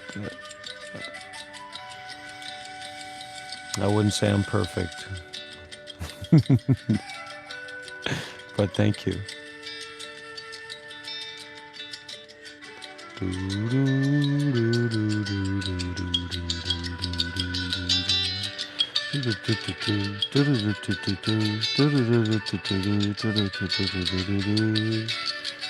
I like this one a lot. I have very feminine spirit, actually. Oh, at my hip. What? Let's go back to the beginning. Let's sing this one together. I was told to be strong, to feel strong, overcome the world. I was told to be strong, to feel strong, to overcome the world. The world, the war. This is a Buddhism ritual, yes, Dan. Learned in my life to feel light, be light. And I learned in my life to feel life, to be life, be the light in all.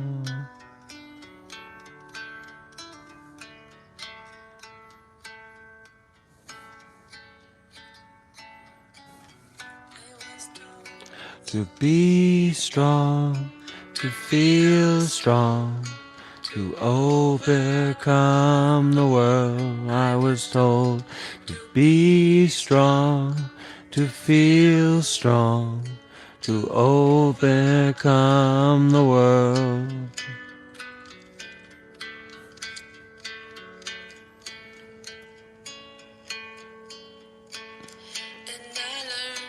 My life. To feel light, to be light. And I learned in my life to feel light, to be light, to see the light in all. And I learned to open my heart, to be in my heart, to open up to the world. And I learned to open my heart, to be in my heart, to open up to the world.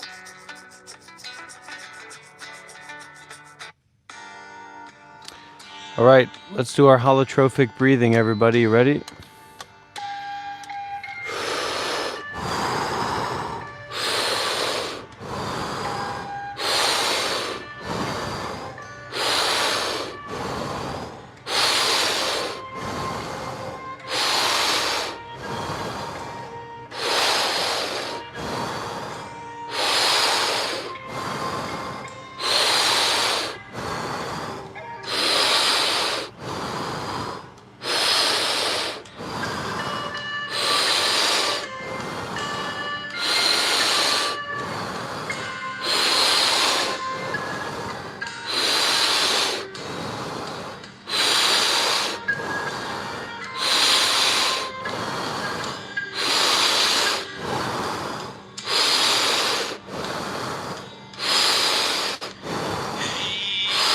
Hey I oh hey oh hey. Hey I oh hey I oh hey oh hey.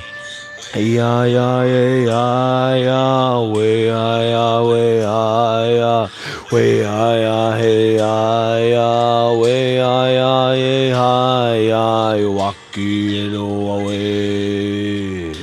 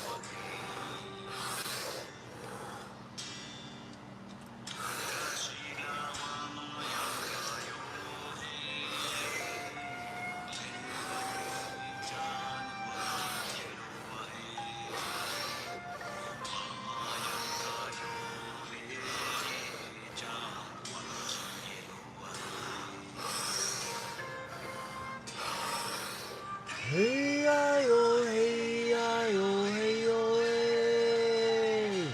Hey I oh hey I oh hey oh hey. Hey ya ya way ya way ya way ya way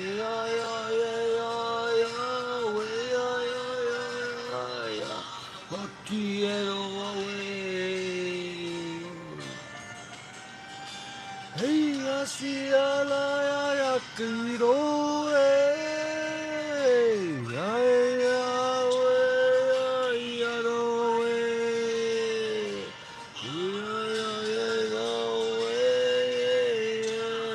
quiero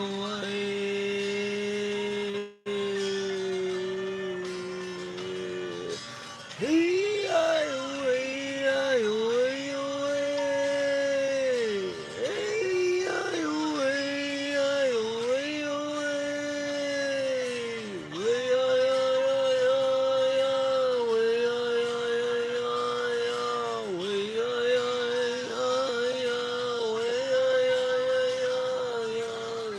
quiero ay ay ay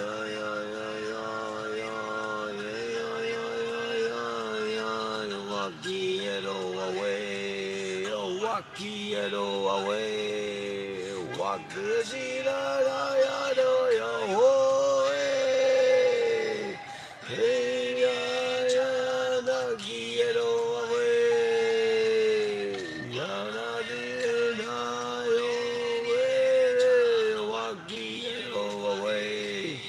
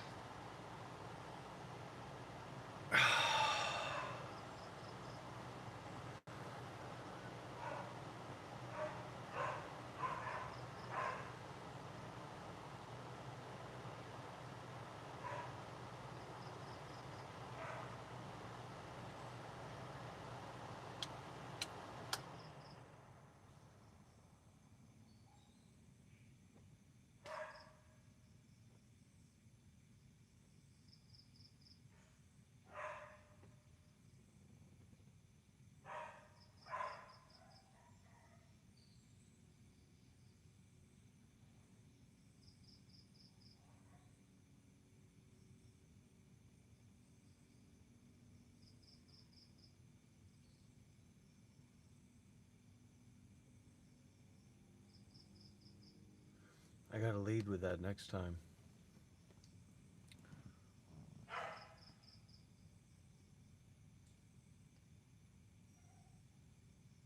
Thank you, third world citizen.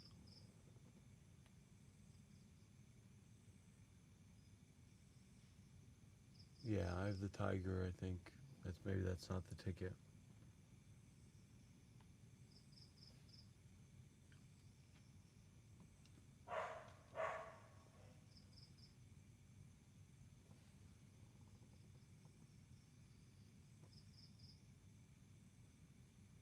Can I take you seriously, Jack?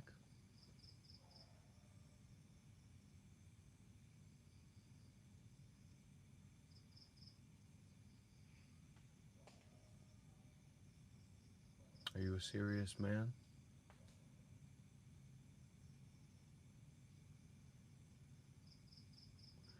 Okay, let's continue with our holotrophic breath work.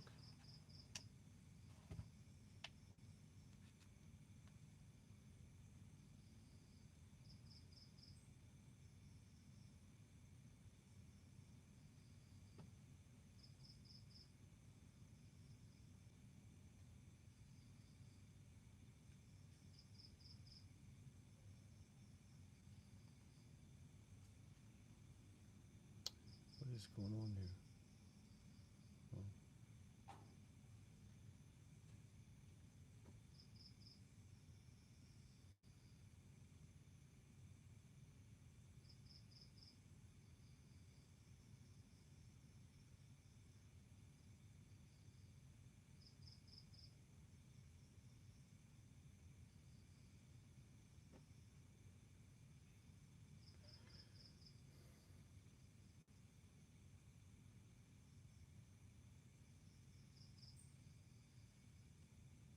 YouTube music keeps glitching out. I don't know what's going on with that.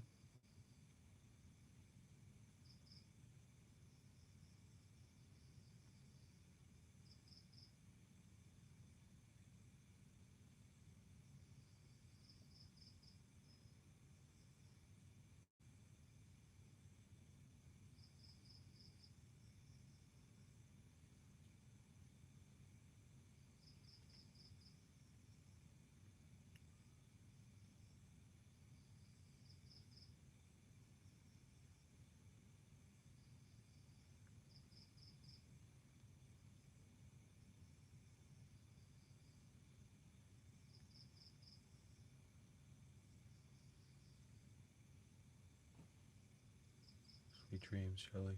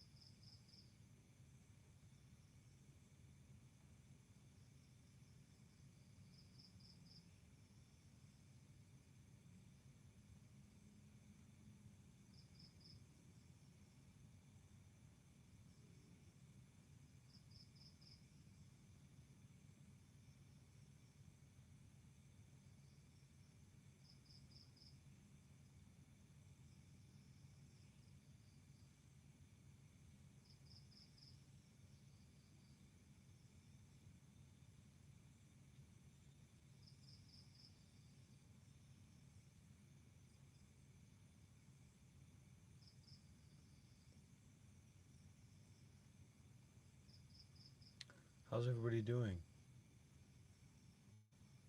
Who's all here? Could we, and maybe remind me what country you're from and how old you are?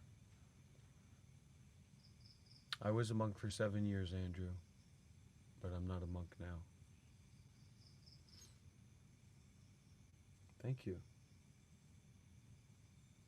Thank you very much.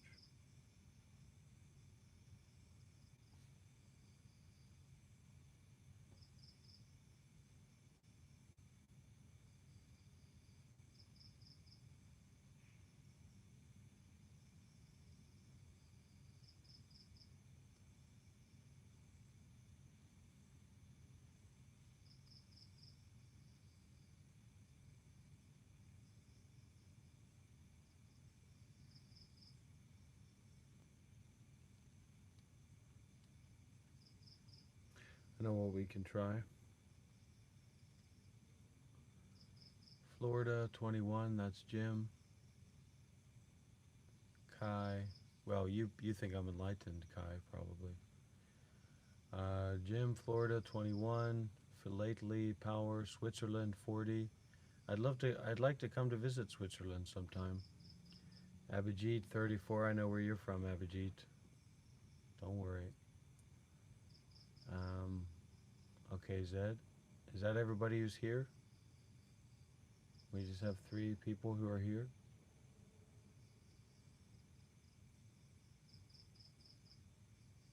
If only I could see right through and see what was going on.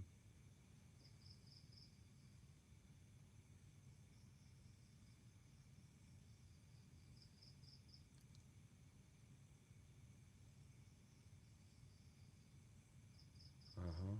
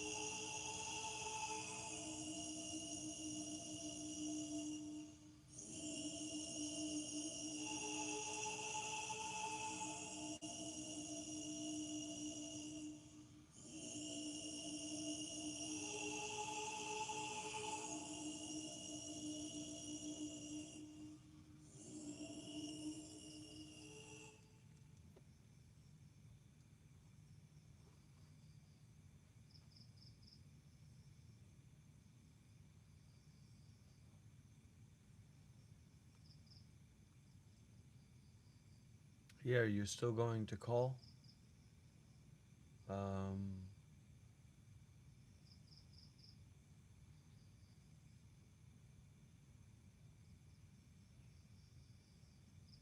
Stevie?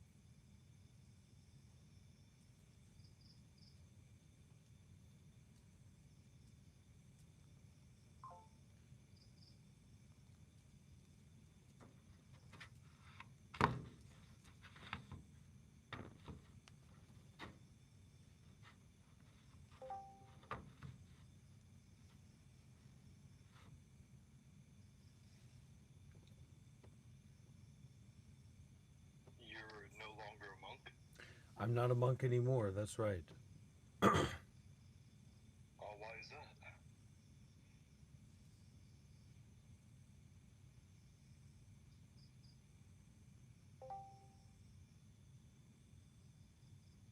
Just how life goes. You have one day you have 2 feet, one day you have 1 foot. Isn't that how life goes? Or is it not? Absolutely. I Tis. think anything can change. Tis. It's always, everything's always changing.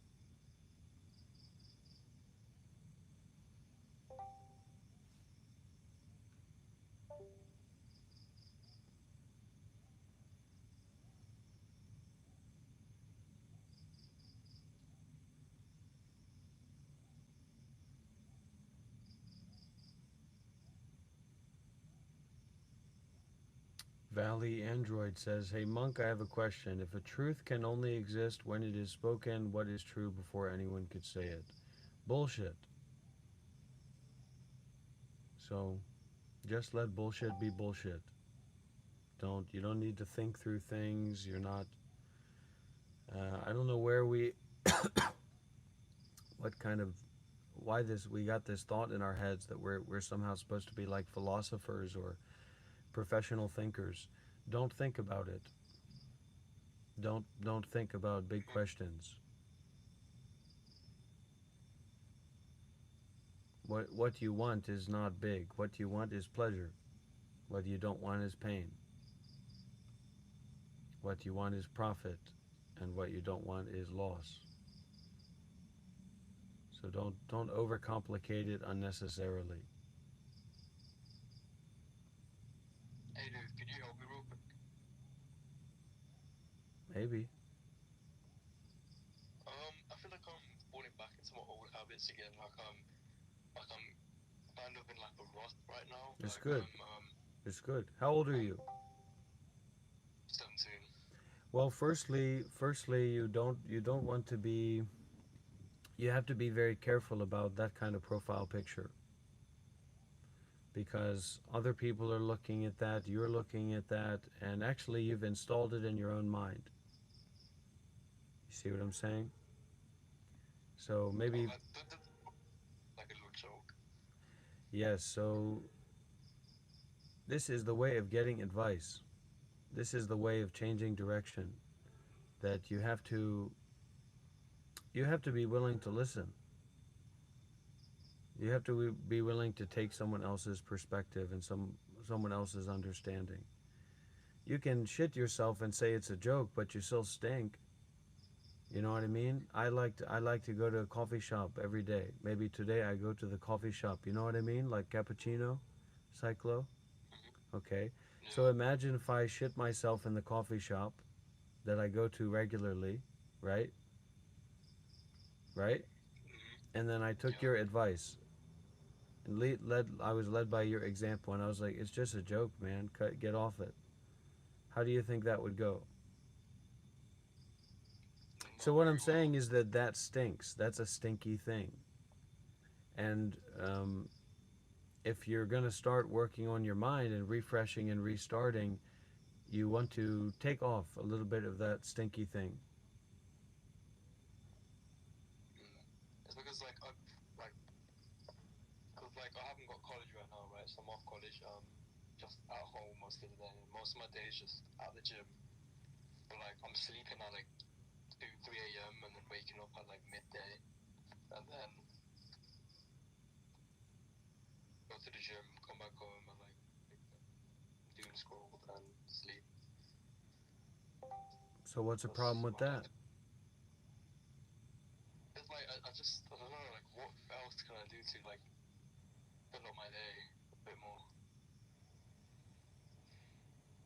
Why Because I can't still feel you? like I'm What's keeping you from being content with the way that things are right now?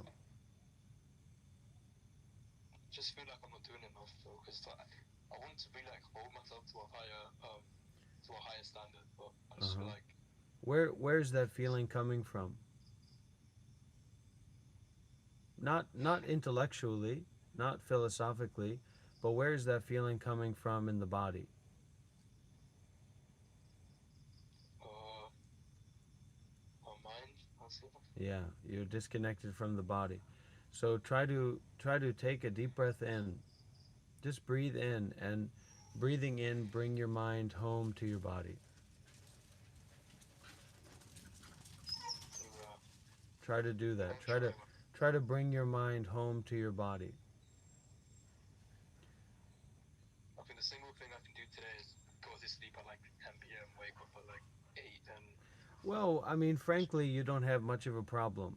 And if you don't listen to this advice, then you might actually get a much bigger problem because basically what's happening is your ego's growing like a tumor. And your ego is going to keep growing and growing and growing. So it can grow in like a positive ego sense, which is you build up more like dumbheadedness or like thick-headedness. You know, they say somebody has a thick skull and a small brain, so there's nothing can really get in there, and even if it gets in there, it can only hold very little. So, you know, and then that can also happen in the negative end, right, where we build up an ego of like being depressed or fat or, you know, these other different things that we can do. So we have this idea, right? We have this idea that like it's ultimately better to be beautiful and egotistical in a positive way and causing, you know, and kind of being an ignorant fool, but being happy with yourself, and that it's that's more than being like and having a negative version of the ego, like being depressed or anxious, you know, and like being fat and being ugly, etc. So both of those are just ego growing. They just take different forms, right? So how many roadmen do you know? How many blokes do you know that are just freaks? That are they're attractive, they've got money, they you know, they get girls, but they're horrible. You know, what we call horrible human beings, right? So this is like an advice. This is like an advice to help you shrink the tumor and slow down the growth of the tumor of your ego, right? So it's like if you compared, you're not in that situation, but let's say if we were to compare that, like the situation that you're in now with like a 17-year-old in Gaza or a 17-year-old living in an abusive home who didn't have any independence, right? Or a 17-year-old that was dealing with schizophrenia or severe depression or severe anxiety. You know what I mean? So we're quick to anger or we're quick to frustration. We're quick to making up things and then believing in them. And we're quick to greed. And so what you're really talking about right now is you have a greed for more. So you want more. And that is just like an expression of the tumor growth, right? So it's good that you can notice that. And the real shame is that you might come across somebody that tries to fill up or encourage that desire for more, and that it leads to some kind of idealistic Andrew Tate, Logan Paul paradise. But that just doesn't exist, actually. It's not real. Those are suffering people. Andrew Tate is a suffering guy that, you know, you wouldn't want to be him. Why not? Yeah. I would want to be Andrew Tate. Oh yeah. Well, the tumor wants to. So Andrew Tate is like a tumor, like a living tumor. Like what happens when your entire body and mind becomes a tumor of ego. So the tumor wants to become Andrew Tate. But the real you knows that money doesn't buy happiness. The real you knows that the feeling of lack, the feeling of emptiness, the feeling of wanting, the feeling of not being fully satisfied is actually still going to be there unless you're completely out of it, unless the tumor is actually taken over your real mind, right? You know that just because you live in a penthouse doesn't mean you're not going to be depressed or have this sense of wanting. So let me give you a small example of that you can maybe understand. You use a smartphone, right? Yeah. And what smartphone do you have? An iPhone. iPhone what? 16. A what? 16. Well, it's not a 16 Pro. Anyway, listen. Let's talk about this, right? What phone did you have before you got the iPhone 16? 11. Okay. Now, if you're really being honest, if you're really being honest with yourself, right? Is there that much of a major difference in terms of how you usually use the phone between an 11 and a 16? No, there's not, right? So it's the same. And you might have spent a bunch of money on that, you know what I mean? Because you got worked up about the iPhone 16.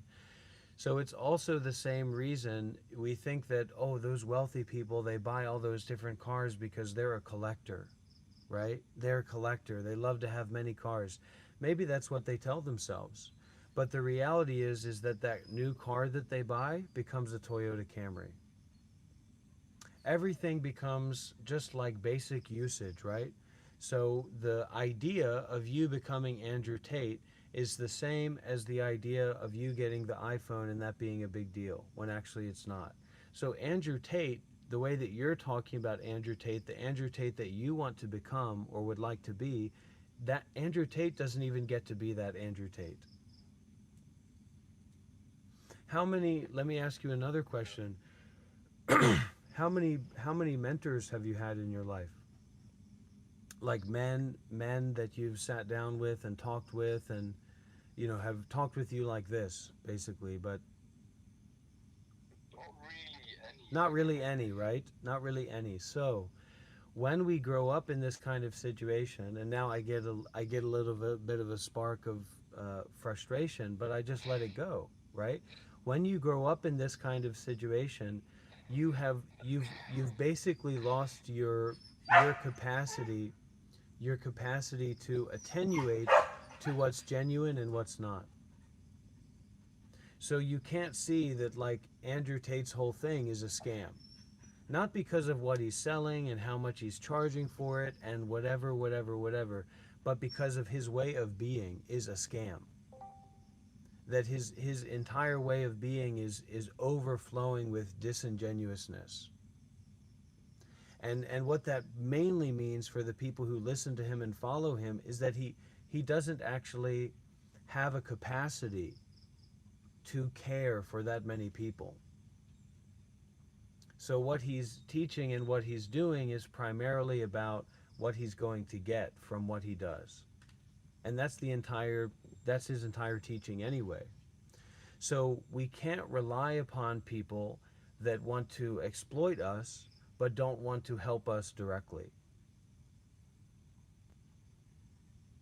And in the same way, we can't really rely on people or aggrandize people that we aren't able to connect with and listen to, directly, deeply. This is how people talk to each other. This is how an older man talks to a younger man.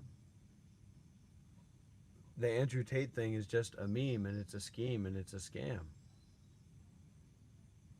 You want to be living in, like, in Eastern Europe with a bunch of Eastern European women that smoke cigarettes and are addicted to alcohol, basically alone and isolated, surrounded by people that only know you and see you through this false persona that you've created of some kind of tycoon guy that smokes cigars and does a fake kind of presentation for a show, and takes advantage of tons of young men and gets them to buy programs that he doesn't actually really even care about. It's just a money-making scheme. That's not the position that you want to be in, trust me. I can tell you for sure Andrew Tate suffers like hell. He just had And so suffering like hell is not only for you to be also, it's not good to talk bad about anybody. It's a little bit difficult with this big case like Andrew Tate, how much influence he has. But do you want to have deep and meaningful relationships with people based on who you actually are, or the car that you drive? And that's the question you have to ask for yourself.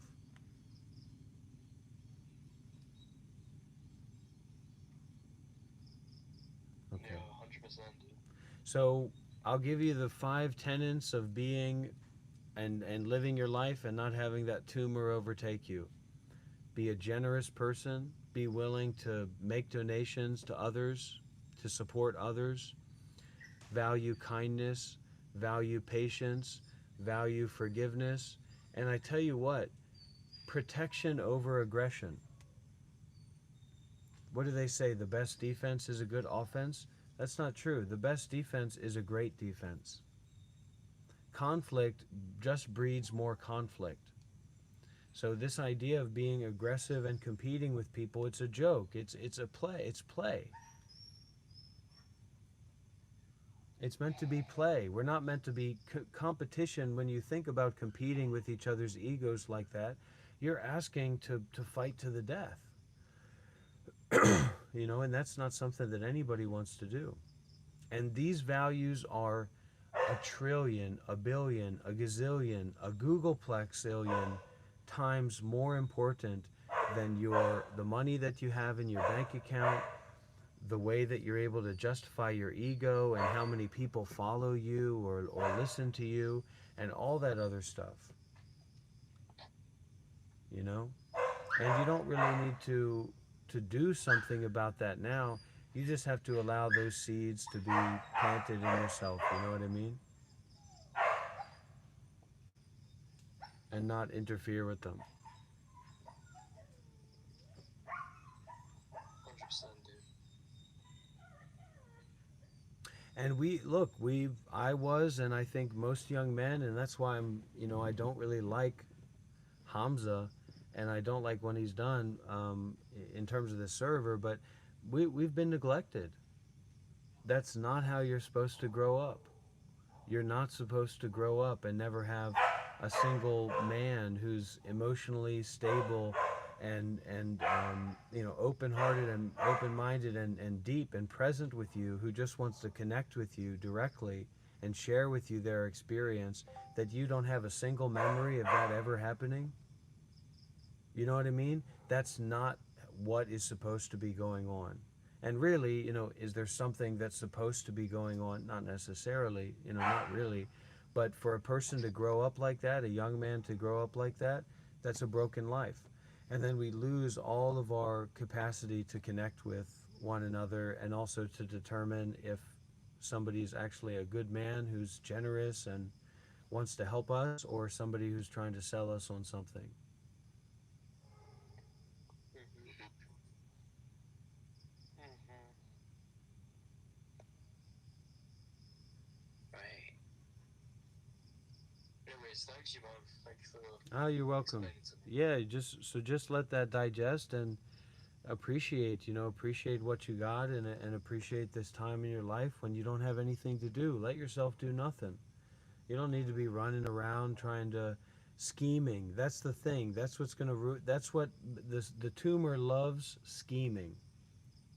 Scheming Yeah. scheming is what makes that tumor grow bigger. And yeah, you might get more money. Yeah, you might manipulate more people. Yeah, you might feel more like you're eating a cheeseburger while you're watching a YouTube video or whatever more often. You might make that experience bigger.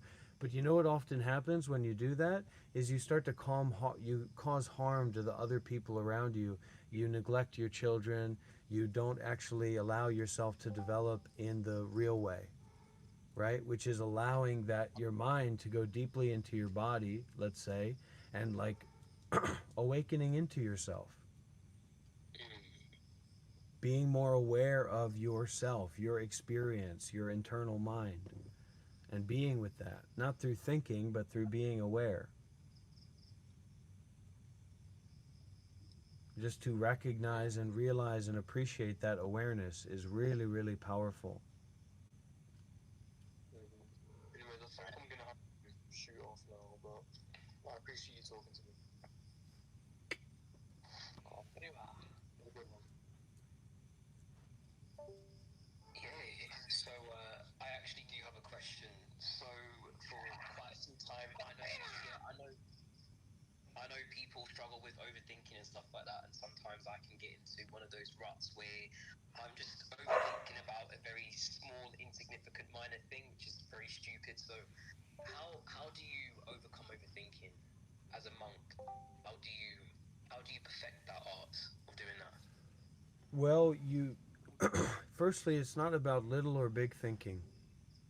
And thinking is not just what you think that it is, right? Thinking is how we get entangled or afflicted, right? We get afflicted. The body, the mind is afflicted. We're in a state, we're in an experience of being afflicted, of being in a way that is suffering, in a way that is not the way we want to feel, right?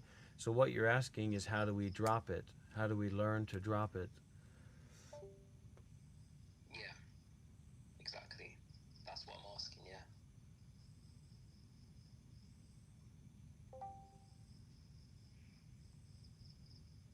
see it. See it for what it Okay. is. See it as it is. Experience it as it is. Stop trying to drop it, and it will drop of itself. So you kind of have to stop in that process and in that momentum of being afflicted. Stop, step back, and don't try to do anything. Don't try to get rid of it. Don't try to hold on to it, etc. Right?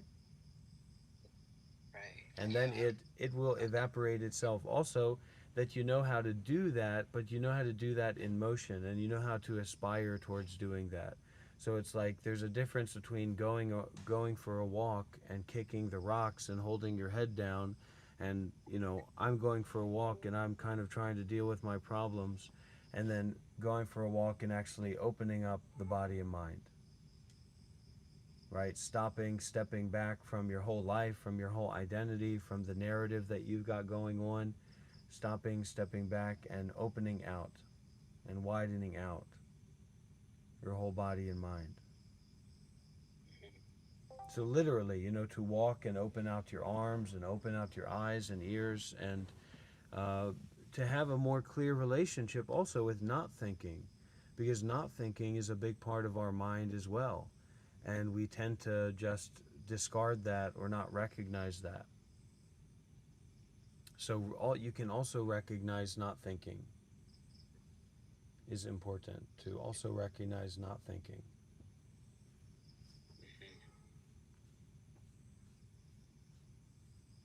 So I guess the main things are you have to acknowledge the issue, you have to acknowledge the problem instead of Well, you escaping and need to escaping. actually you first you need to stop, because what you're describing is a part of the problem and a part of being afflicted. You're trying to figure it out, you're trying to manage it, you're trying to get to the bottom of it, right? So first you have to stop. Right. Stop doing anything with it. You've recognized already that you're afflicted, that you're feeling a way you don't want to feel, right? So just stop. And in that stopping, the stepping back is almost like an opening up to just feeling it as it is. And in that feeling it as it is, it will just automatically, instantaneously drop away. As you go out, as you walk out, as you take the next step, it will just drop away as if it was never there. So this is a kind of art. This is an art Yeah. of learning to offer. It's not controlling, it's not managing, it's more like a giving. It's more like a kind of generosity or an offering or a giving away or a giving out.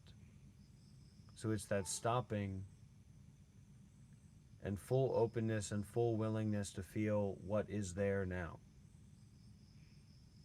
without describing it or judging it or whatever.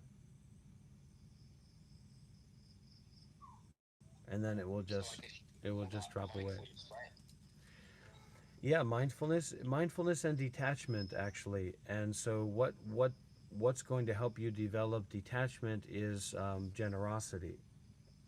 So learning to give things that you value away, and learning Right. a process and a modality of giving things that you're attached to and that you value away. So how we're supposed to learn this is basically, in terms of a general people, regular people, how they're supposed to learn this is that you have adults or leaders in the community or deeply experienced people that aren't selling you their content and selling you their time, but are actually transmitting to you and giving you and sharing you all of this value that they have through direct experience. But we don't have that in our modern society, the way that we grow up. Most people don't have that. So we also don't know how to give out and to give away our meaningful experience. Our meaningful experience can be negative, it can be positive, etc., but not knowing how to give that away and give that out is a big problem. So you can use the word everything, but see, actually, where we're getting to is right now. So the process we're talking about is happening right now. As much, it's not like a process that happens outside in the world that then you're going to like bring this to and then practice that. It's actually happening right now, that we get locked in, we get attached, we get fixated, we get afflicted.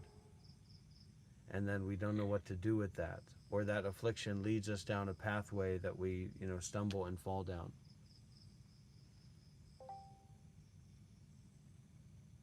Right, I see. Okay. Thank So, you. so a lot of it is just to have more of this sense and this spirit of allowing, to really resonate with allowing, and to resonate. How old are you, Dave? 22. Yeah, so you're a youngish person, youngish man, and so allowing even like yourself to lay down in bed and to just feel that, and feel the inside of your body and feel the inside of your mind, and to really allow that awareness, and to recognize and to realize that awareness. Right, I see.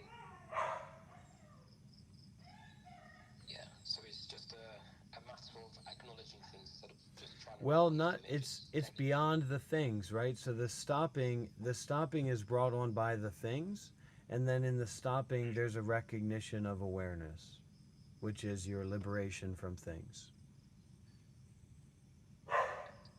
And then you kind of choose, you make a choice to go back into that, you know what I mean? For this particular reason or that particular reason. But sometimes you don't want to be going into anything because you need to rest and relax or heal or look deeply. So you just stop and recognize that awareness. Okay, right, I got you. So, could you provide us with some examples of the times that you were overthinking and how you overcame that? Well, this is where we get into the wisdom element. This is Right. where we get into the insight element. So basically, you like American movies, right? Yeah, What's I one like of your American favorite movies. American movies? What are some of my favorite American movies? I like Home Alone. I like Let's get a strong male protagonist. Let's hear a movie. How about James Bond? You watch Daniel Craig in James Bond, right? sort of, yeah, sort of, yeah. Has somebody here watched Daniel Craig and James Bond? Of course, man. Of course, this guy's from England. This guy Dave's from England. He hasn't seen. You got to go watch that. Get your game up, brother. Okay, listen, right? But you kind of know what Yeah, Daniel Craig and James Bond is, right, Dave? Okay. yeah. It's like the cool guy who wears suits on and stuff. Yeah. Let's. We need to find you a movie. What's another movie with a strong male protagonist? Mm. I know there's a lot. There's a lot of movies, but I just can't think of any right now. Okay, let's think about Johnny. You have any ideas? A strong male Lord protagonist. of the Rings, Aragorn from What Lord of about the Rings. Braveheart? Have you seen Braveheart, Dave? 22. No. I'm 32, so I'm getting aged out here. Um, you've seen so many movies, Dave. We got to find one that you've seen with a strong male Yeah. protagonist. All right, Iron Man. Iron Man. Oh yeah, that's it. Okay, That's it. Iron Man. That's Iron it. Yeah. Man. Yes, man. Thank you. Now, when you watch Iron Man, you really like it, right? Especially the first time or the second time after you forgot about it, you watch it again. Or have you seen Gladiator? Okay, anyway, Iron Man, Iron Man, Iron Man. Arjun said The Godfather. The God. Okay, let's stick with Iron Man. So you've seen Iron Man, and when you watch Iron Man, it's convincing. It feels like it's real. Because Dave, if someone gave you a movie from China or a movie from Indonesia and you tried to watch it, you'd say, "What the heck is this? I'm not an art movie critic or something like that. This isn't convincing, right?" So it's the convincingness or the believableness that keeps you watching that movie, that makes you really enjoy that movie, right? So Right. Yeah. you and me and the movie of this is just a thought. So thoughts are Okay. happening very quickly, right? Thought. Not just like hello or something like that, but thoughts are happening very quickly. And the thoughts are it's almost like the thoughts are grabbing onto this and that and building out like a mentality of identification and used to ness. We're used to certain things, we're not used to certain things. So we've become used to like the thought of this body. We've become used to the thought of this voice. we've become used to the thought of how things sound in these ears, right? And these sensations in this area, etc. So life isn't like a box of chocolates. Life is like a movie. So you are as real as a thought. I am as real as a thought. So you can think anything, not just about you or I, but you can think bad thoughts, good thoughts, anything. Can you not? All right? Think about a thought that you would not want to think. can you can you think of a thought that you wouldn't want to be going through your head? Yes. Right. So you can Yes, it's a think very that thought, disturbing one. you can feed that thought, you could make that thought grow and develop. You know what I mean? You could make your whole life about that thought. But that thought is kind of impermanent. And that thought also Right. doesn't exist as a separate thing or a separate fixture in your mind. That thought is just like an appearance that dependently co-arises with everything else. Just like you can't take Iron Man out of the movie. It wouldn't make any sense. You can't take Right. the actor out of the suit. It wouldn't make any sense. And also that all of these things don't really satisfy the thirst or the hunger or the desire. The desire keeps going and going and going and going, right? So what we're learning here, Right. what I was talking, Just to interrupt there. There's a guy called Arjun in here who's been muted. He just wants to know why he's been muted.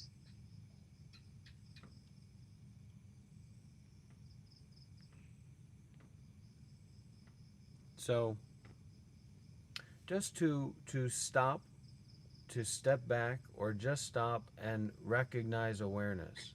But sometimes we have to stop and we have to step back. Sometimes we just have to stop and recognize awareness. Sometimes we're just Okay. recognizing awareness. But in terms of things, especially in terms of non-practical complicated things and free time, just that awareness is the path. You know, Okay. recognizing awareness, realizing awareness. That's something that you can rest in. It's not something you have to try to get enlightened or try to build up to or try to figure out, but it's something that you can rest in within yourself, that awareness. And you can do that as often as you like, and it will never get old. It's always going to be liberatory. It's always going to be a kind of liberation. Okay. Yeah. Thank you. I appreciate that. Welcome. That's Buddhism. That's meditation. That's enlightenment. That's what enlightenment is about. Yeah, I'll need to. Are meditation retreats helpful? Would you say? It can be very helpful, yeah. Mm. It depends on the meditation retreat. Um,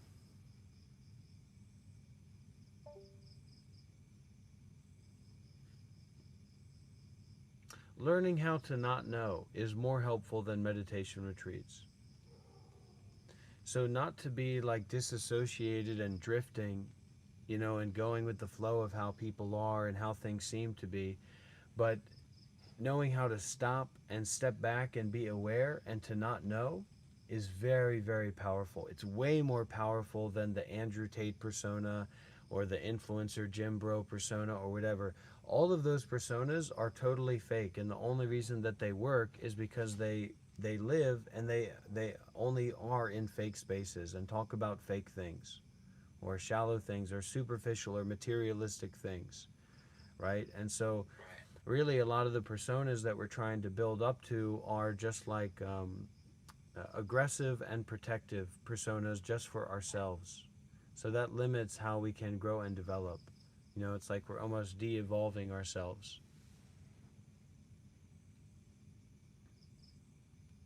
Right. Okay. So you can try to go to a meditation retreat, but the best thing that you can do is if you feel a connection to someone who's talking about this kind of meditation thing, you try to connect with them, you know, just like with a mentor. And but it happens naturally, and it has to happen naturally. You can't force it. It's like we can't go back in time and make a decision that we would have liked to had been around empowered, mentally well groups of women, or we would have wanted to go on camping trips with groups of men, and been in men's circles and been in men's spaces and had mentors, things like that. We can't control that. But if you can identify that connection, then one of the best things that you can do is just to kind of reaffirm that and keep that with you, But it's not luck. It's your karma. It's not chance. It's cause and effect. And if you've done a lot of bad things, you wouldn't be able to I wouldn't be able to share this message with you, because you wouldn't have been able to be so open to bring it up, to get it to this point. So it's all about cause and effect. We can't control other people. We can't control what they think. We can't make things go the way that we want to. And when we focus so much on trying to do that and that scheming, it really gives us a tumor. It's kind of like scheming is the cause of cancer. You can quote me on that. Don't scheme. As much as you can, don't scheme. It'd be much better to be a plumber or a carpenter or this or that or whatever, and not be scheming, than it would to be a gym bro in Bali or Thailand or whatever that's constantly scheming about people and has this whole persona about scheming. You know what I mean? So, like, that's the Alex Hormozy of the world. You don't want to live like that. You don't want to be like that. I mean, because it's that what we see and what we know of those people is just a presentation. It's just a sales pitch. And we really regard that because we're a capitalistic, like, advertising based world. So we say, wow, what a great sales pitch. What a great presentation. But that has nothing to do with who that person is. You see what I'm saying? Um, so, So what do you think about Hamza? uh, I was all the way on his team until, I mean, it's a limited perspective, and for a lot of people, that's as far as they're ever going to go. So it's not like it's inherently bad or wrong to have a limited perspective, but it's just something that's very disappointing for me. Um, and like how this Discord server has been treated, and I don't know how long you've been here, Dave, but the cycles that this server has gone through is just a ridiculous shame, and a besmirchment on Hamza's character that he could never live down, as far as I'm concerned. And but I think, yeah, young people need a mentor. They need people who are going to give them some inspiration and guidance, and they need something. So Hamza gives people something, gives young men something, and that's more than a lot of people can say. You know what I mean? Right. Yeah. There's no idealistic world. There's no perfect world where things go the way we want it to. You literally can become disabled tomorrow. You can literally become Dave the quadriplegic tomorrow. 100%. You know what I mean? It's a car accident, or you trip and fall, or a tree branch falls on your head. Right. You fall down the stairs, you slip on the stairs, anything like that. And that stuff just happens. It just happens instantaneously. That's right. There's like the future's not set in stone, right? It's very unpredictable. But we've got two questions here from Arjun and Silverwing. So Arjun said, "Why is it we call deal with the devil as bad and away from light? Yet man forces himself to work and try to feed and provide his family on cost of his health. Ultimately, he's chasing a kind of quick wealth too from his." You should not think like that. You should not think like that. And I think Arjun's from India. Arjun, aren't you from India?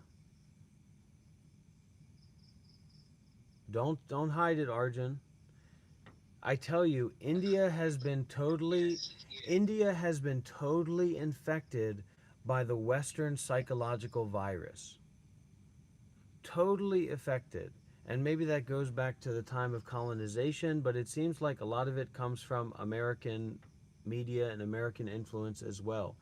Don't think like that. What about the morality of this and the morality of that and what a man has to do when a man has to do what a man has to do. Don't think like that. Simplify your mind. Simplify your life. Simplify and stabilize your mind to be as patient, as peaceful, as aware, as kind, as generous, as forgiving, as compassionate as you can. Period. What about when a man's got to do what a man's got to do? There is no man that's got to do anything. It's just you right here and right now.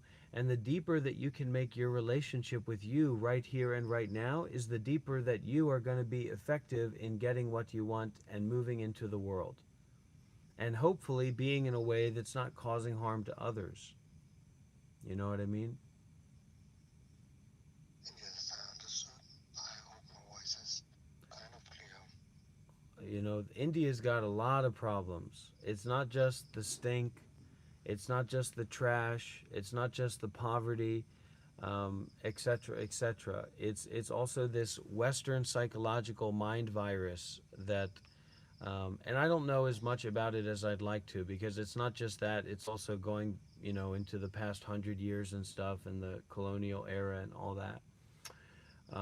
But of course, India, you know, people are people. What are you going to do? Everybody's shit stinks. Okay, Silverwing. How can I keep a dream alive for 1, 5, or 10 years despite myself changing over time and despite this being a long time? I started planning on weekly, monthly, 3 months, and 6 months basis, but what kinds of questions can I ask? I want to tell you guys a secret. And honestly, I'm so happy to be here, and I'm so happy that we get this chance to connect because this is stuff that you guys need to know and to disseminate in your own way through your own heart. All of those tech bros and wealthy people and all of them, when they get up on the stage and they talk about, and the streamers too that talk about keeping at it and keeping at it, they know or they don't know, I don't know, but they're lying. That's not how they got there. That's not how Mark Zuckerberg got there. That's not how Bill Gates got there. That's not how Kai Cenat got there. That's not how iShowSpeed got there. It's karma, or it's cause and effect, or what you would know as chance. It is not grinding and dedication. Just like you can't grind your way into a field and make it grow gold. You can't grind your way into a field and make it grow more than is available there. So what they are basically telling you, and it's a lie, is that you can in some way, they're saying that they understand the workings of karma, or they understand the workings of cause and effect, which they don't. And then they're saying that if you try to do this, then it's possible that it might happen. That's the only thing that they're saying. And everything else that goes along with it, the suit and the tie and the special presentation, and don't forget the coaching seminar and the marketing scheme and the classes for you to sign up for and buy, right? All of that is just a decoration on top of, if you try, it's possible that this could happen. And they're saying, do you know why I know that it's possible that this could happen? Because it happened to me. But they don't know how it happened to them. It just happens. So you have to, more so than you need to grind away. I mean, do you know how many young kids we have that are spending 20, 30, 40 hours a week streaming to nobody and pretending that they have an audience on Twitch, on different platforms, because they have this idea? Do you know how many thousands and millions and millions and millions and millions of dollars young men have spent on these faux coaching programs that are supposed to get them into some kind of way to live their life in a meaningful way, and they haven't gotten anything from it? Do you tell people when you waste money? Do you tell people when you invest in something and you don't get something out of it? You're ashamed. That's why these people are able to continue doing what they're doing, because people are ashamed that they got ripped off. They're ashamed that they didn't really get anything out of it. So all these classes and courses in general are scams, and they're based. It doesn't mean you can't try it. It doesn't mean you can't go and explore these kinds of things.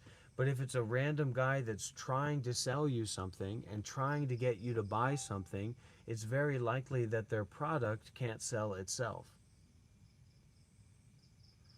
So an aspect of this scam is the scam of the weekly, monthly, 3 months, and 6 months basis. There is no week. There is no 2 weeks. There is no 3 weeks. There is no month. There is no year. This is it. And what you do here is all that matters. That's all that you can do. So you can integrate this into your weekly, monthly, etc. plan. You can practice it like that, but you should recognize that this is all you have. This is the only moment that you have to engage, to do something. It's the only moment you're ever going to have.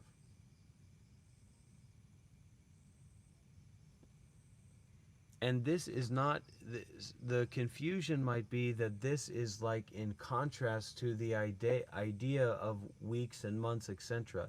This is just an idea pointing to no idea, but like direct experience or awareness itself. Right? To recognize awareness, to realize awareness that's not story based. And then, you can make use of something from that, get some energy, get some rest, and then you can apply it to whatever it is that you happen to want to do. Seemingly, it seems like you can do that.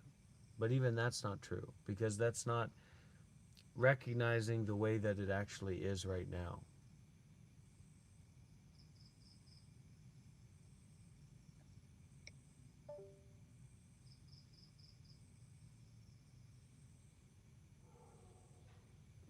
There is no future you.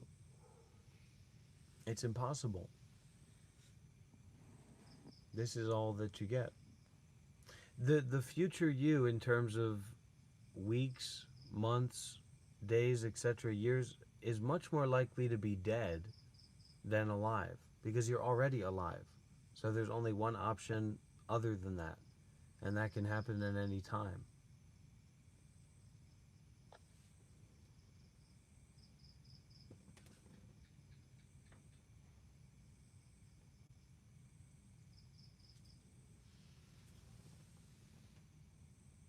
Can you read me? I'll add something. No. Okay. I'll type it in. No, please share. I want to hear your voice, Johnny. Alright. So you was talking about the future not existing. And I think, correct me if I'm wrong, but the same is with the past. Right? And the Only same our memories of and the same with the present. This also doesn't exist because this isn't a thing that can exist.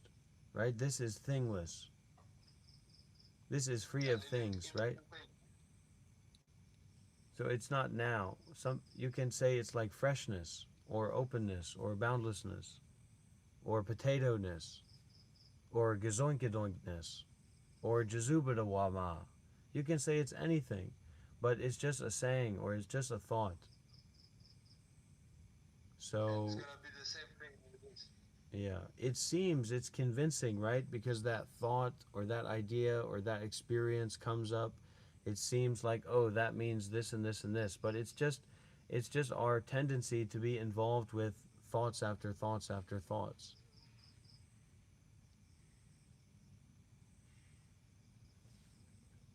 So learn about not thinking and being aware, and like just being able to lean back and relax and be in your body and breathe in and be in your body and be aware. Yeah. It's not really your body. You don't own it. Just like you don't own a certificate that says you get to live tomorrow. Nobody has that. Nobody owns this body. And this body also is actually, it's the same as a tree. You realize that, right? Your body is the same as a tree in its depth of connection to earth. You point to like an arbitrary aspect. You say, well, that tree is, the roots are in the earth, right? But where are the tree's real roots? In the oxygen, in the air, in the sunlight that comes down, in the atmosphere that allows a tree to grow, right? Where are our roots? Every place we step, we have to be on the earth, or we have to be on something that's on the earth. And not just the earth, but the pressure, the atmosphere, etc. We are literally just as connected to the earth as trees are. And really, that it gets to this clearer point. There's no difference between you and a tree. Just in the same way that there's no difference between a tree and the earth and the soil and the sunlight and the rain. Just like there's no real difference between you as a body, as a separate body, and we say, okay, yeah, I need to breathe, but I could be in space. No. The very structure of the body that you're feeling right now and experiencing is being supported by these atmospheric conditions. So this body is like a blooming or an expression or an opening out of earth according to these atmospheric conditions. So it's a total interpenetration of phenomena. So there's not really any separation literally. Metaphorically, allegorically, in terms of like tools, you can say that, yeah, well, this is separate from that, right? For the purpose of maybe of doing something. But it's not actually like that. There's not actually anything separate from anything else. Yeah. Actually. Like with the light, it's smooth, but we put blocks. Like the length, weight. Like Well, it's totally beyond comprehending. It's totally beyond containing, right? It's not containable. yeah, too much information. It's not, you can't even call it information. You can't call it a thing, right? Because it's not separate. There's no thingness in it, except for the thingness that is of itself everything and inseparable. It's like the refractions of light or the colors of light are coming from light itself, right? But it just refracts in different ways. So this is like the light itself or the awareness itself. The light of the mind is the awareness of the mind, awareness itself.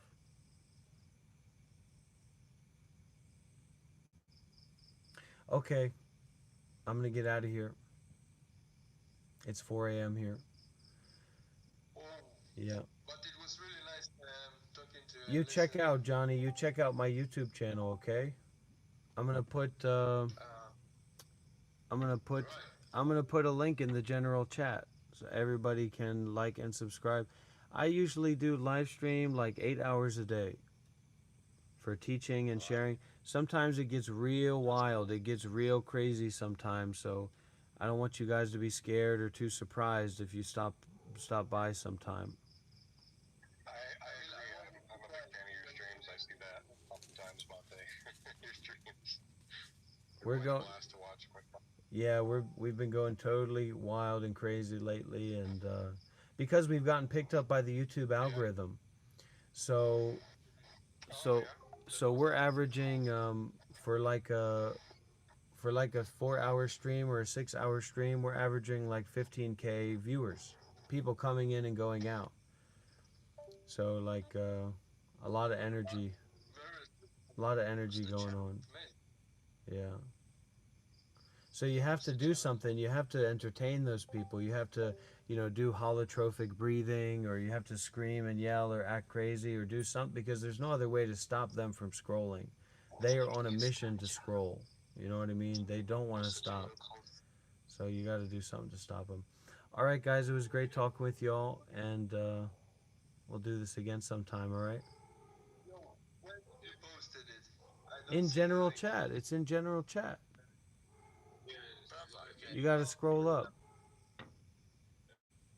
Right. Got it. Thank you. Okay. Alright, man. Appreciate your Alright, get it. All right.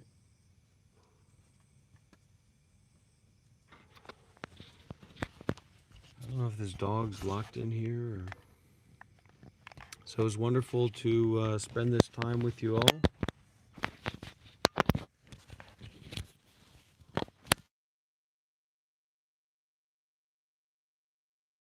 And I hope you're all doing well. Even if you're not doing well, hang in there. And if you want to do like me, stay close to the Buddha, the Dhamma, and the Sangha. Stay close to mindfulness and detachment. Stay close to coming back to giving. And I know that y'all don't have you can't necessarily give in the same way that I do, but find a way to give out in a way that makes sense to you, and to give out in a big way that kind of redefines your ego's position in the world, so that you can notice that changing nature of the ego, that emptiness of the solidity. We'll talk about that soon, Arjun. Take a look on the channel and see what kind of stuff's on there, and we'll be live again in no time.